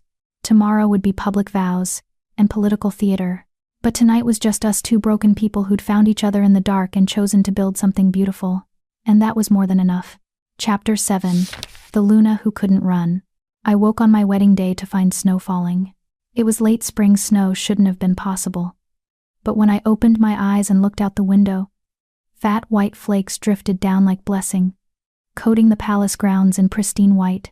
Thomas appeared with breakfast, his old face creased with wonder. It's magic, Miss Catherine. Old magic. The kind that appears when something significant is happening.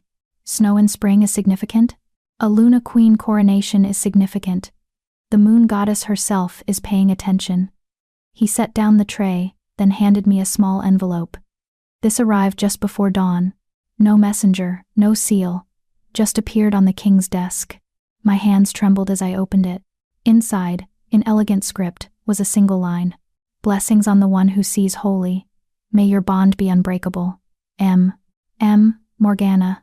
The witch who'd cursed Charles was sending her blessing. I clutched the note to my chest, unexpected tears burning my eyes. Even she who had every reason to hate, to curse, to destroy was acknowledging what we'd built. Miss Catherine? Thomas's voice was gentle. It's time to prepare. The next hours were a blur of activity. Servants helped me bathe, scenting the water with moonflower and silver sage traditional herbs for Luna ceremonies. They dried my hair until it shone, then wove it into an intricate crown braid, studded with tiny crystals that caught the light like stars. The dress was breathtaking, ivory silk that flowed like water, embroidered with silver thread in patterns of moons and wolves. The neckline was modest but elegant, the sleeves long and fitted. It was nothing like the ostentatious gowns I'd seen other noble women wear. It was simple, beautiful, and somehow perfectly me.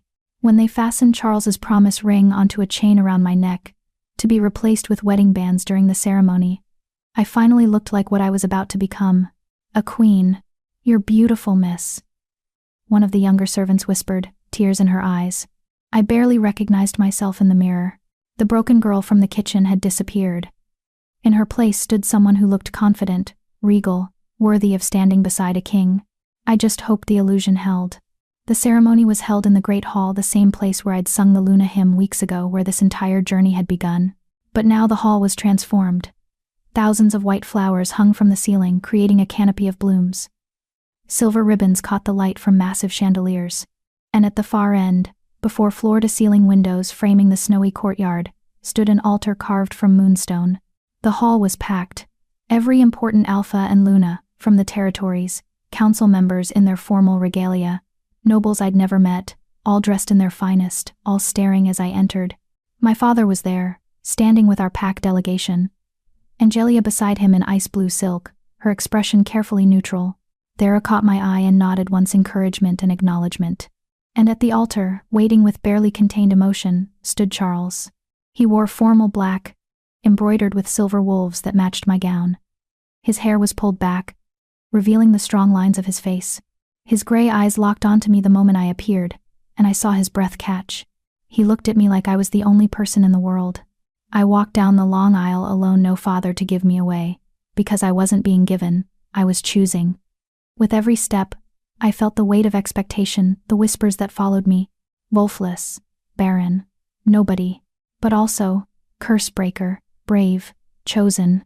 I kept my head high and my eyes on Charles, and I walked toward my future. When I reached the altar, he extended his hand. I took it, and his fingers closed around mine like a lifeline. "You're stunning," he murmured, too quiet for anyone else to hear. "You're biased," I whispered back. Completely.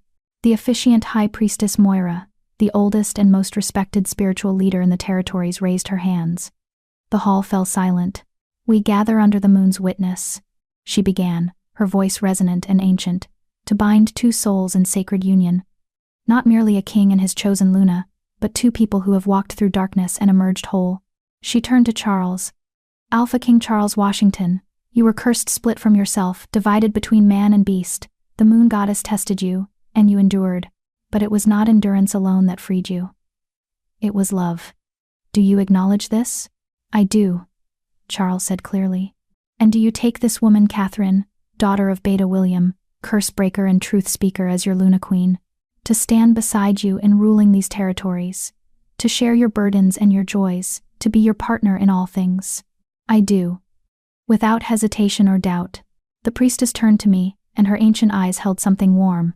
"Catherine, you were called broken, defective, less than. But you proved that strength comes in many forms, that the courage to stay is as powerful as the strength to fight. Do you acknowledge this?" My throat was tight. "I do." "And do you take this man, Charles Washington, Alpha King and bearer of two souls, as your mate and king? To stand beside him in ruling these territories, to share his burdens and his joys, to be his partner in all things?"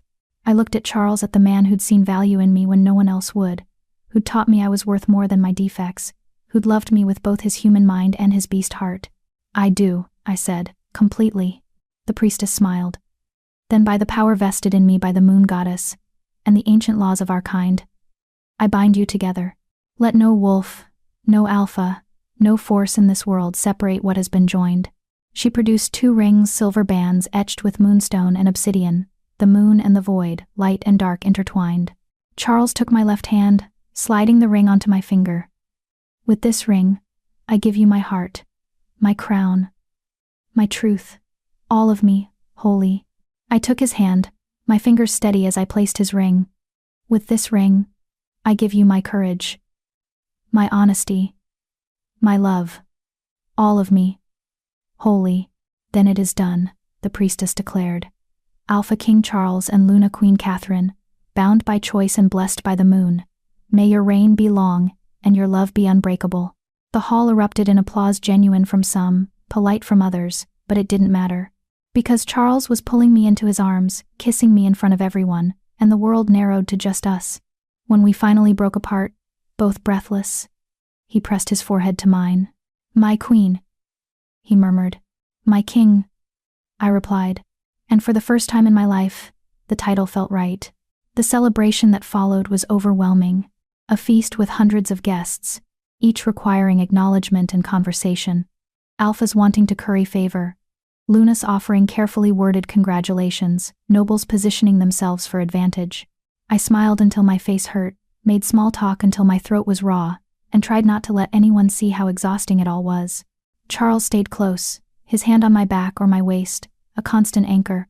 Whenever someone's questions became too pointed or their tone too condescending, he would smoothly redirect the conversation. "Your Luna is remarkably composed for someone so inexperienced," one elder Luna commented, her smile not reaching her eyes. "Catherine has more wisdom than many twice her age," Charles replied coolly. "Experience isn't measured only in years, Lady Helena. The Queen has broken a 5-year curse," Thera added, appearing at my elbow with perfect timing. "I'd say that's more experience with the impossible than any of us can claim." Lady Helena retreated, chastened. "Thank you," I murmured to Thera. "Don't thank me. Just survive." She glanced around the crowded hall.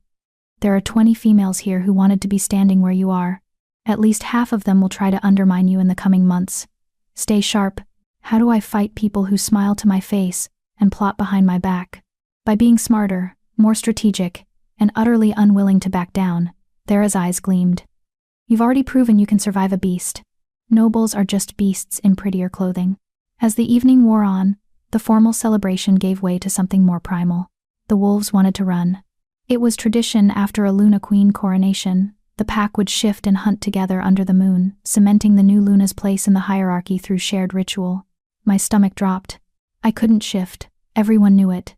And now they were all going to watch me stand aside while they transformed and ran, a constant reminder of what I lacked. Charles sensed my tension immediately. "We don't have to do this," he said quietly. "We can excuse ourselves, claim exhaustion." "No." I straightened my spine. "If I'm going to be Luna Queen, I can't hide from pack traditions. Even the ones that highlight my limitations. Catherine, it's fine. I'll watch. I'll cheer you all on. And tomorrow, we'll deal with whatever political fallout comes from the Luna who can't run with her own pack." His expression was torn between pride at my courage and fury at the situation. "This isn't fair. Life rarely is, but I'm still here." I kissed his cheek. "Go, run with your pack. I'll be fine." The wolves moved to the courtyard, that pristine snow now trampled by hundreds of feet. The moon hung full and bright overhead, calling to every wolf soul present. I stood on the balcony, wrapped in a fur cloak against the cold, watching as the transformation began. It was beautiful and terrible. Bones cracking, bodies reshaping, fur emerging in dozens of colors. Within minutes, the courtyard was filled with wolves. Massive alphas. Sleek females, young wolves testing their strength. And at the center, the largest and most magnificent, Charles's wolf. He was pure black, massive and powerful, with those same storm gray eyes. He looked up at me on the balcony, and I felt our bond pulse with longing. He wanted to share this with me. Wanted me beside him, not watching from above. The pack began to move, flowing toward the forest beyond the palace grounds, a living river of fur and fang, an ancient instinct. Charles hesitated, still looking at me. "Go," I mouthed. "I'm fine." He held my gaze a moment longer, then turned and ran with his pack, disappearing into the trees. I watched until they were gone, until only silence and snow remained. Then I walked back inside, alone. I found myself in the library, my sanctuary, the place where I'd always felt most myself. I should have been devastated. Should have been weeping over what I couldn't be. But instead, I felt peaceful. Yes, I couldn't shift. Yes, I'd missed the pack run, but I was still queen, still loved, still valuable in ways that had nothing to do with my wolf or lack thereof. That was enough. "You're remarkable, you know." I spun to find Thera in the doorway, still in human form. "You didn't run?" I asked. "I wanted to talk to you." She entered, settling into a chair.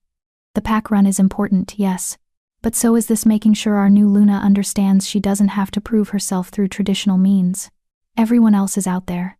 Everyone else follows tradition, without questioning it. You're different. You've always been different. And that difference is your strength, not your weakness." Thera leaned forward. "Catherine, do you know what the old texts say about the first Lunas? Before pack law? Before territories? No. They weren't chosen for their wolves. They were chosen for their wisdom, their ability to see truth, to understand the hearts of their people, to lead with compassion rather than just strength. Her eyes held mine. You're closer to those ancient lunas than any wolf-born queen could be. Your inability to shift forces you to lead with your mind and heart instead of relying on physical dominance. That's a generous interpretation. It's the truth. And the sooner you accept it, the stronger you'll be. Thera stood. The pack will return soon. They'll be wild and joyful from the run. When Charles comes back, he'll be worried about you, guilty for leaving you behind.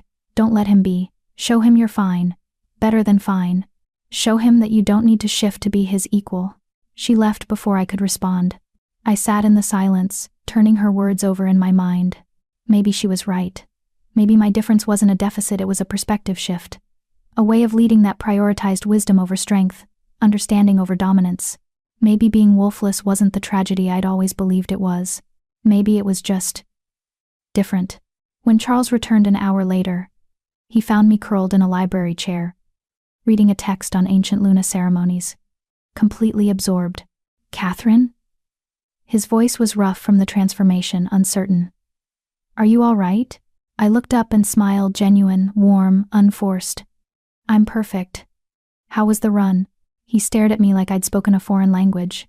How was Catherine? You didn't shift. You couldn't participate. How can you be perfect? Because I'm reading about the first Lunas. And I'm learning that pack runs weren't always part of Luna ceremonies. That tradition only started about 300 years ago when the Alpha Council formalized pack law. I held up the book. Before that, Lunas led through wisdom and spiritual connection. They were teachers and healers and counselors, not just the Alpha's mate. You researched Luna history while we were gone? I had time. I set down the book. Charles, I know you feel guilty. I know you want to fix this. To somehow give me a wolf, or make the pack accept me despite my lack. But I don't need fixing. I'm exactly who I'm supposed to be, a Luna who leads differently. And that's okay. He crossed the space between us and pulled me into his arms, holding me tight. How are you real? He whispered. How are you this brave, this resilient, this perfect? I'm not perfect. I'm just tired of apologizing for being myself. I leaned back to look at him. I'm your Luna Queen now. Not because I can shift or run with the pack, but because I love you and you love me, and together we're stronger than we are apart. That's what matters. He kissed me then, deep and desperate and full of relief. When he finally pulled back, his eyes were bright with unshed tears. I love you, Catherine. Every part of you. Every difference that makes you who you are. I know. I smiled. And I love you. Both halves, always. We stood there in the library, wrapped in each other and moonlight filtering through windows, and I felt something settle deep in my bones. This was where I belonged. Not in spite of being wolfless, but because my unique perspective would help me lead in ways others couldn't. I was exactly who I was supposed to be. Later that night, in the royal chambers we now shared, Charles brought up the topic I'd been avoiding. Do you still want to try? He asked quietly. To see if the bond will let you shift through my wolf? I'd almost forgotten about his offer weeks ago. The possibility that our magical connection might let me access his transformation. I don't know, I admitted. Part of me desperately wants to try, to finally know what it feels like. But another part. I hesitated. Another part is afraid of failing, he finished gently. Yes. And more than that, I'm afraid of wanting it too much. Of letting hope in and having it destroy me if it doesn't work. Then let's take the pressure off. Charles took my hands. Don't think of it as trying to shift. Think of it as an experiment, a curiosity. If it works, wonderful. If it doesn't, nothing changes. You're still my Luna. Still perfect exactly as you are. I searched his face. You really mean that? I really mean that. He squeezed my hands. But I also think you deserve the chance to try.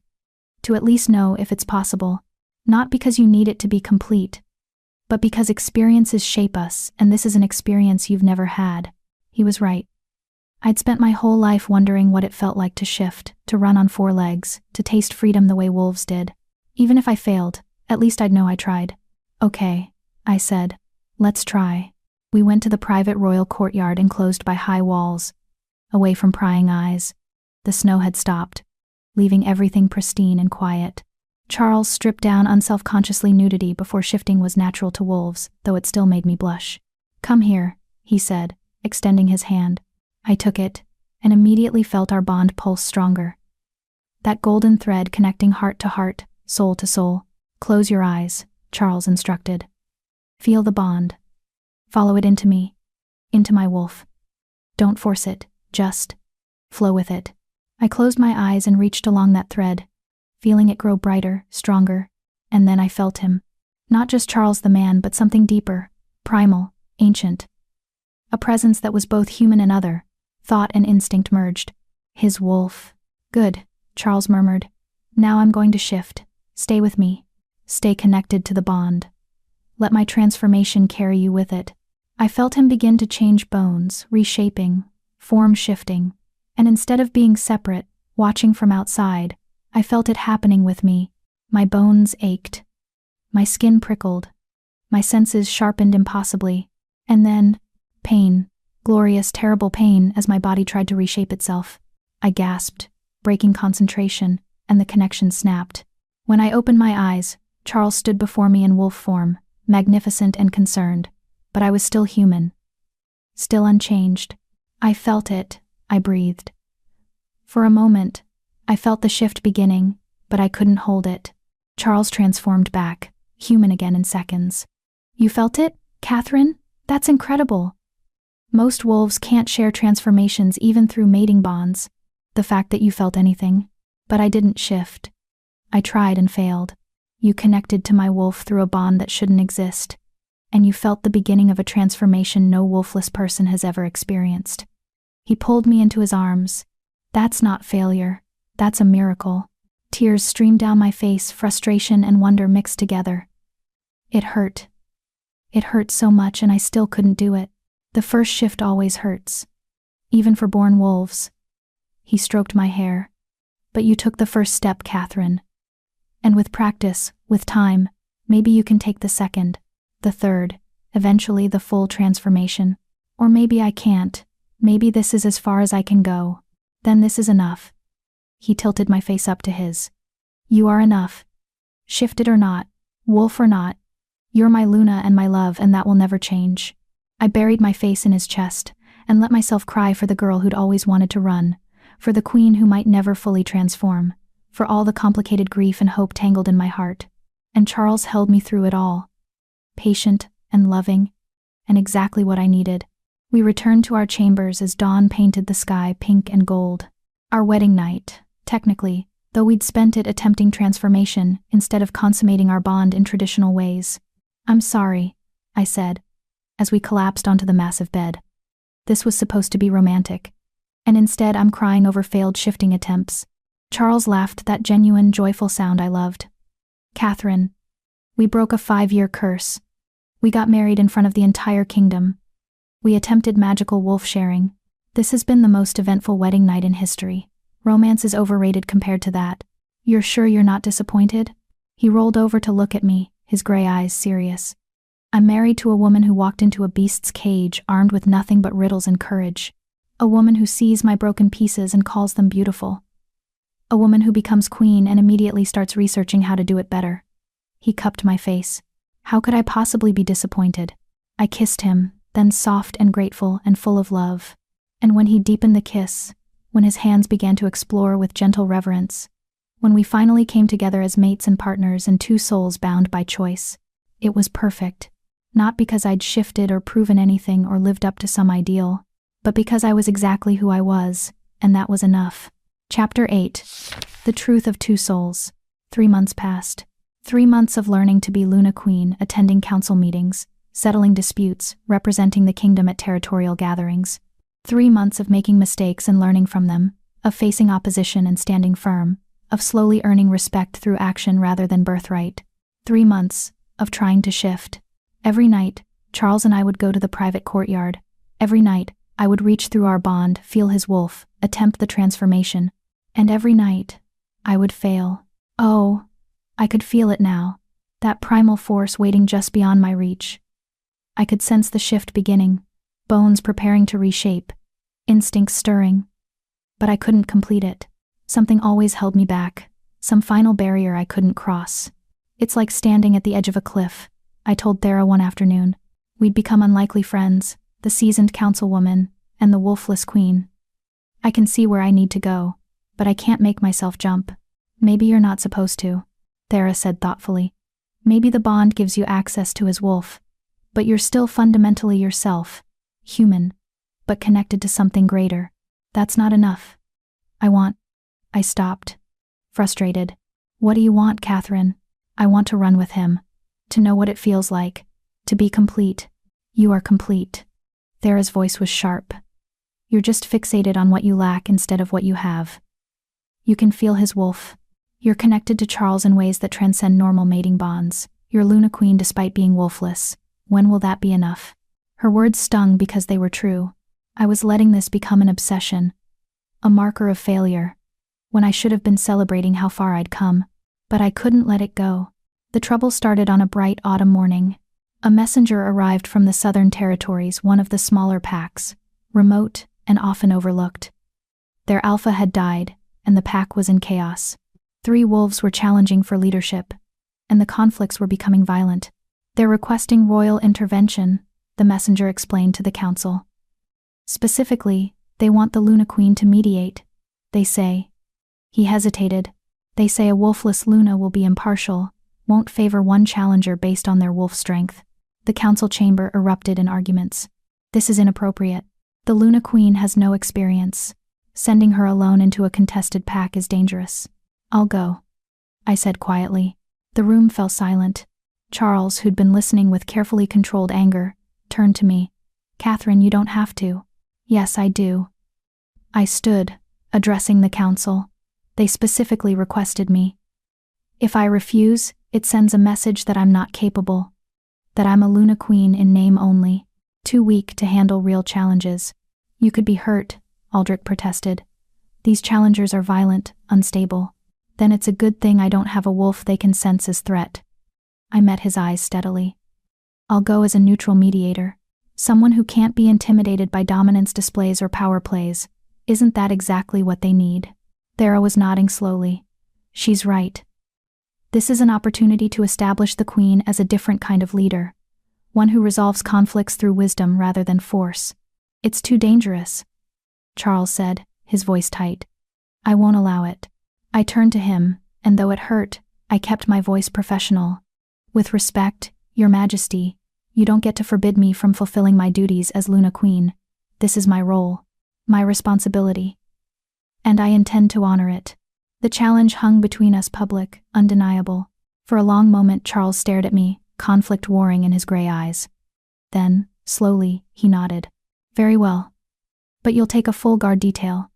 And I'm coming with you. No, I said firmly. If you come, the challengers will see you as the real authority. They need to see me as capable of standing alone. Thomas can accompany me as advisor, plus a small guard for safety. But this has to be my mission, not yours. The muscles in Charles's jaw were tight enough to crack stone. But he was also a good king, good enough to recognize when his mate was right, even if it terrified him. Fine, he said through gritted teeth, but if anything happens to you, I'm razing that territory to the ground. Noted, Your Majesty. We left 2 days later, me, Thomas, and 4 guards. The journey south took a week, through increasingly wild terrain. The Southern Pack's territory was beautiful, but harsh, dense forests and rocky hills, a land that bred tough wolves with little patience for weakness. Their temporary alpha, a grizzled beta named Rowan who'd held things together after the old alpha's death, met us at the border. Luna Queen, he said, bowing respectfully, but his eyes were assessing, skeptical. You're younger than I expected. And they say you're wolfless? They say correctly. I dismounted, meeting his gaze without flinching. Does that concern you, Beta Rowan? Concerns me less than the 3 idiots trying to tear this pack apart. He gestured for us to follow. Come. You'll want to meet them before you decide if this is even salvageable. The pack house was modest compared to the palace, functional rather than grand. But it was clear this had once been a thriving community. Now tension crackled in the air.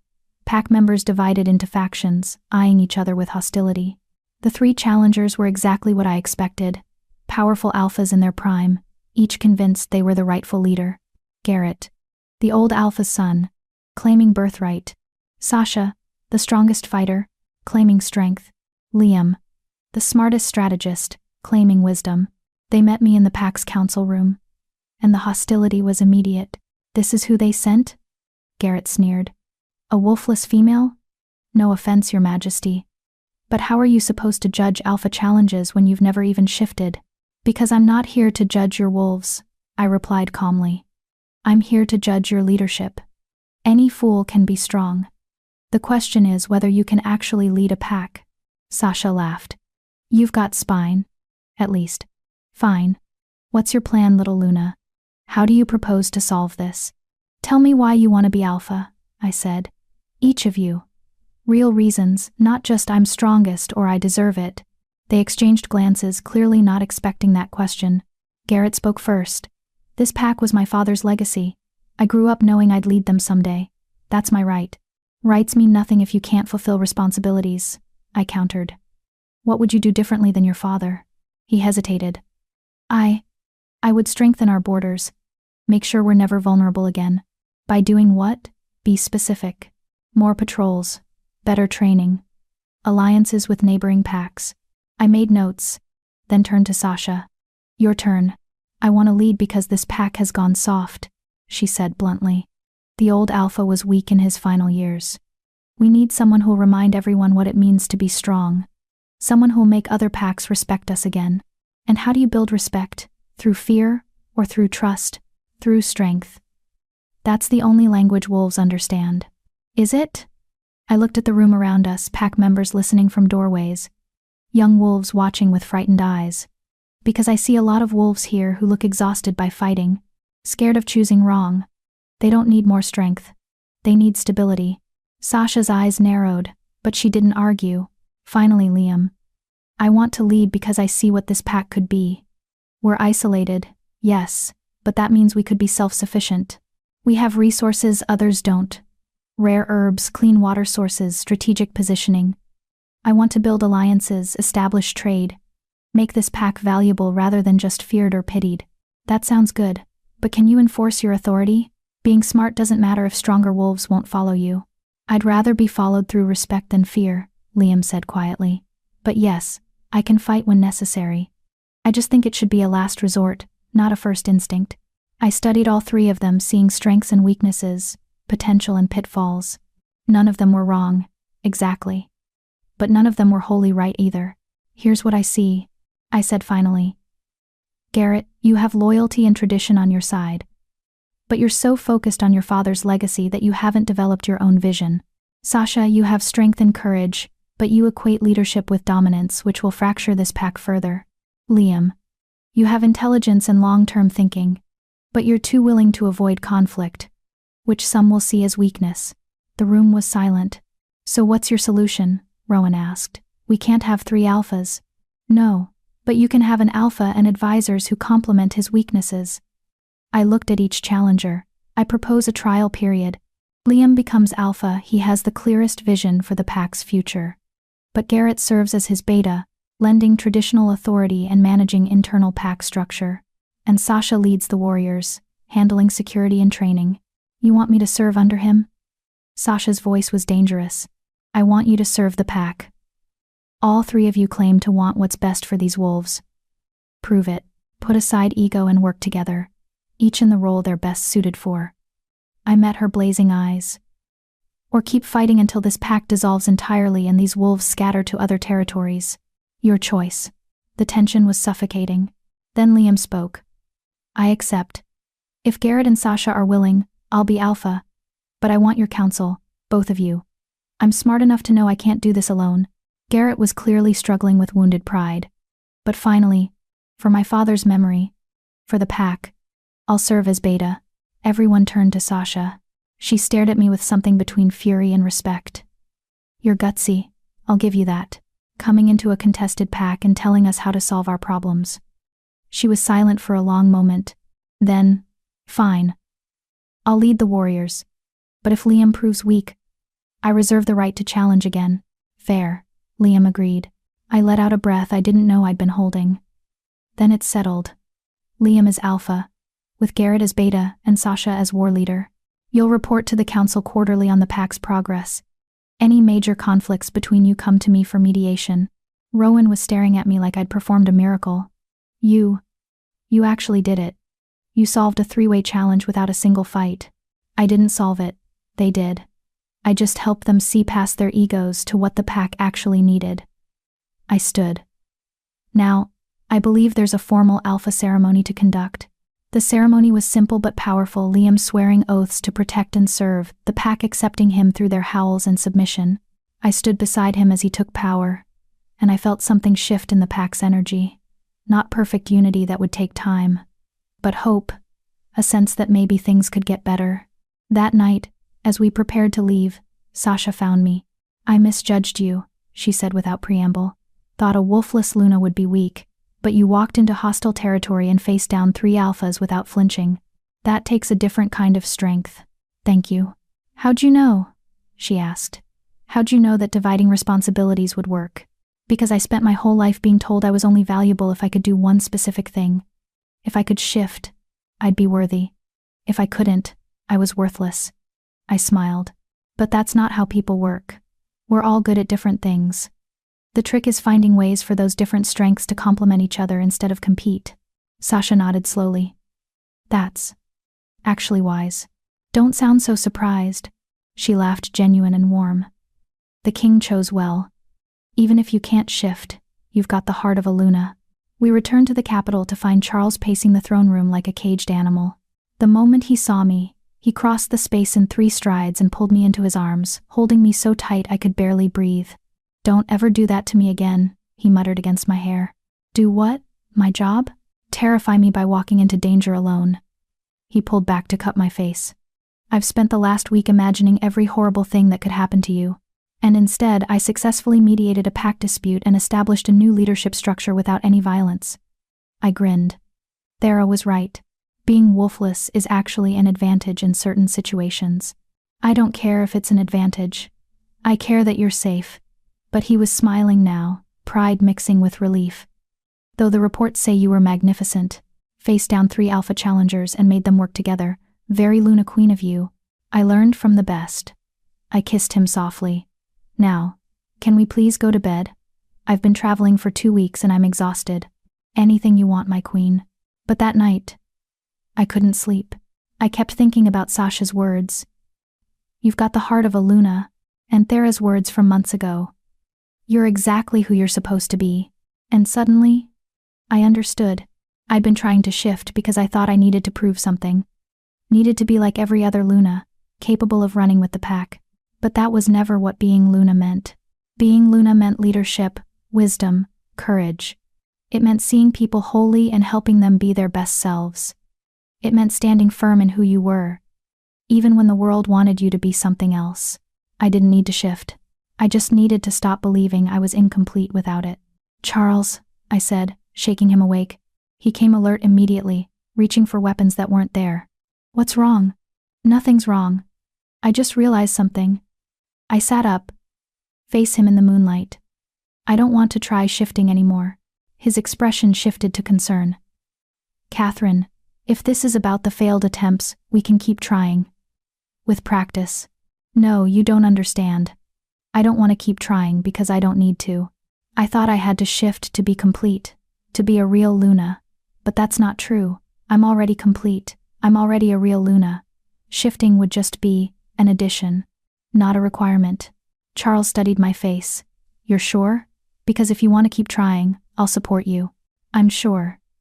And I was. For the first time since he'd offered to share his wolf, I felt completely at peace with my decision.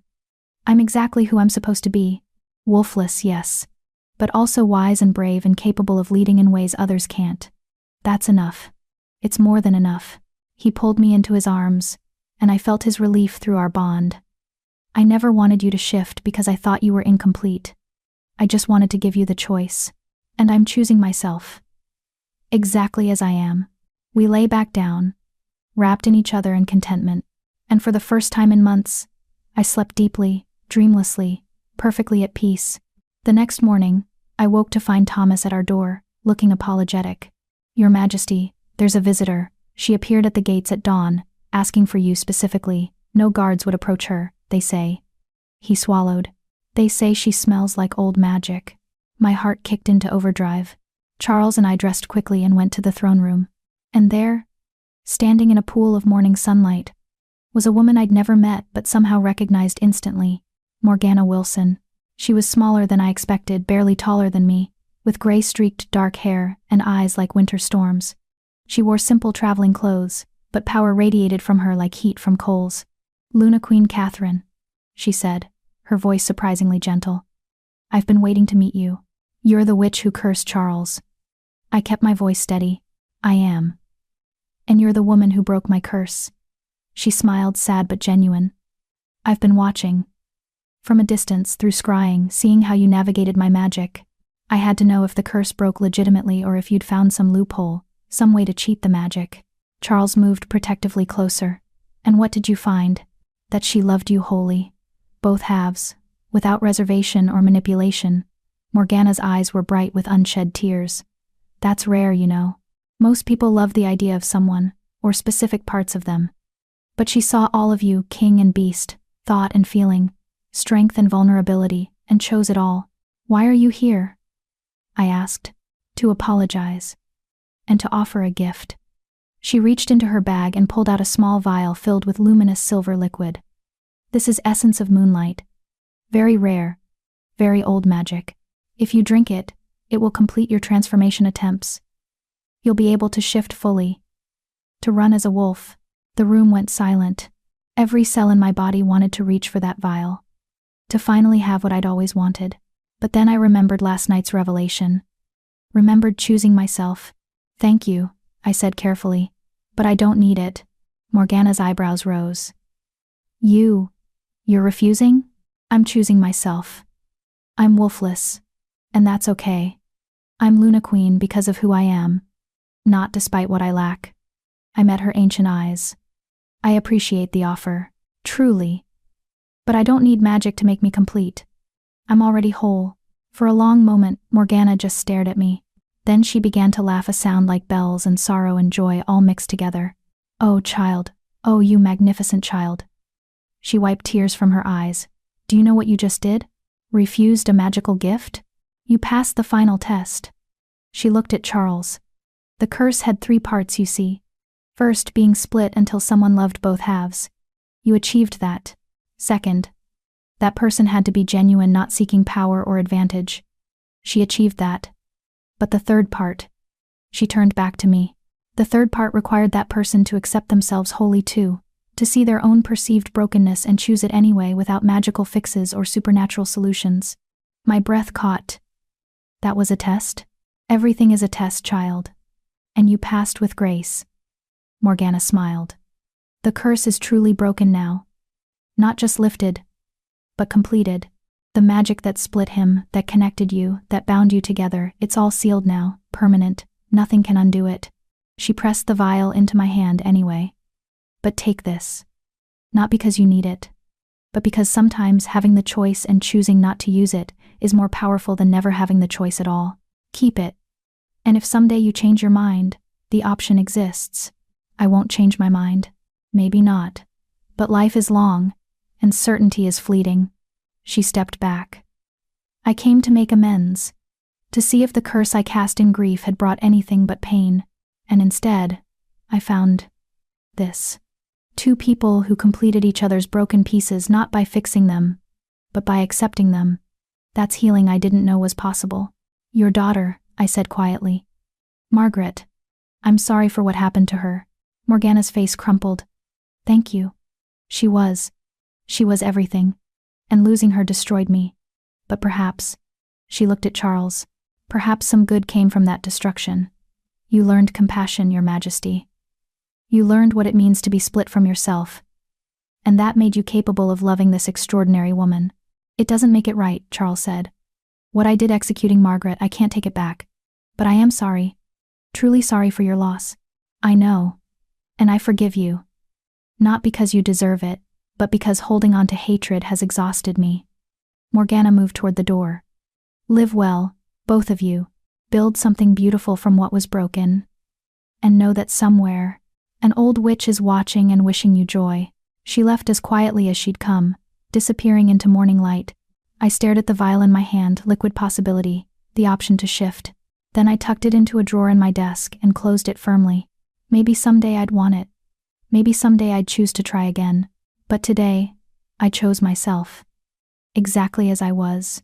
Epilogue. 1 year later. The Great Hall was decorated for the anniversary celebration 1 year since the curse broke, 1 year of Charles and I ruling together. It had been a year of challenges and triumphs. Border disputes, political maneuvering, 3 more pack mediations, and countless council debates. But also, laughter and love, quiet mornings in the library, stolen kisses between meetings, nights wrapped in each other's arms.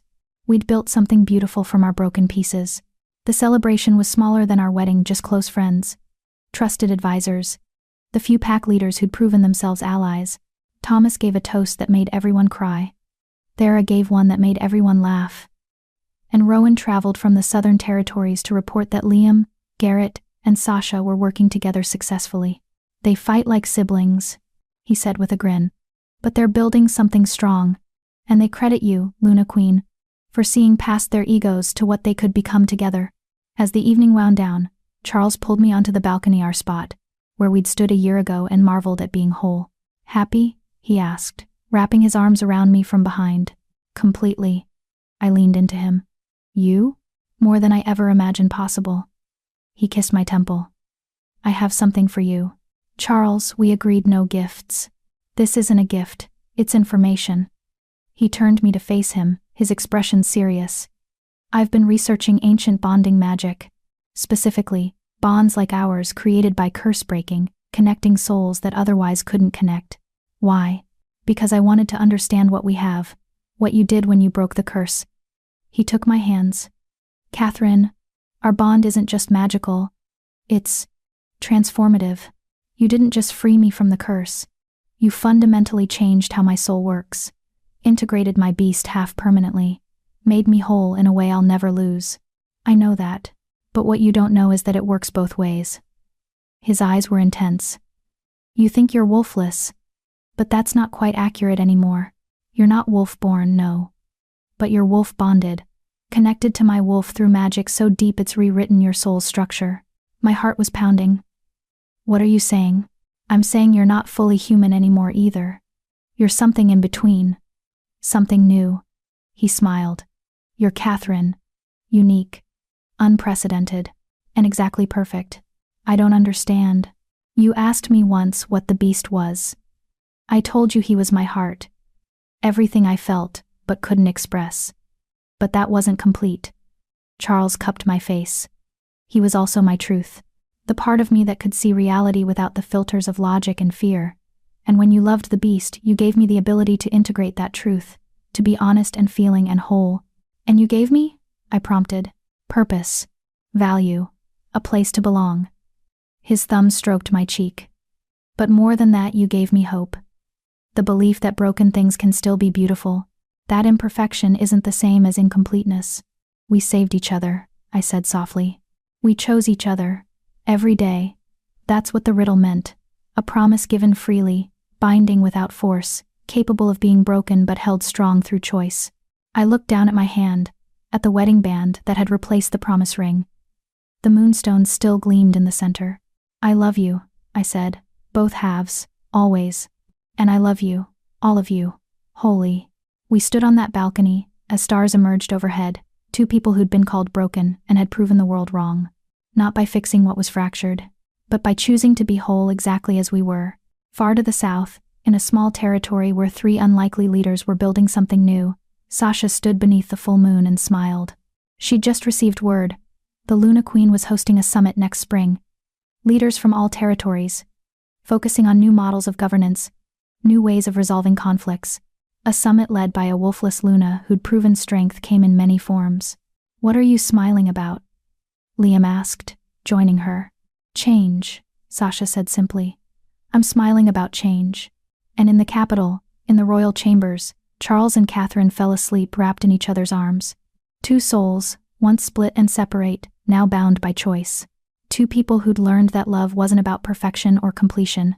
It was about seeing someone wholly broken pieces, imperfect parts, beautiful truths, and choosing them anyway. Every single day, forever.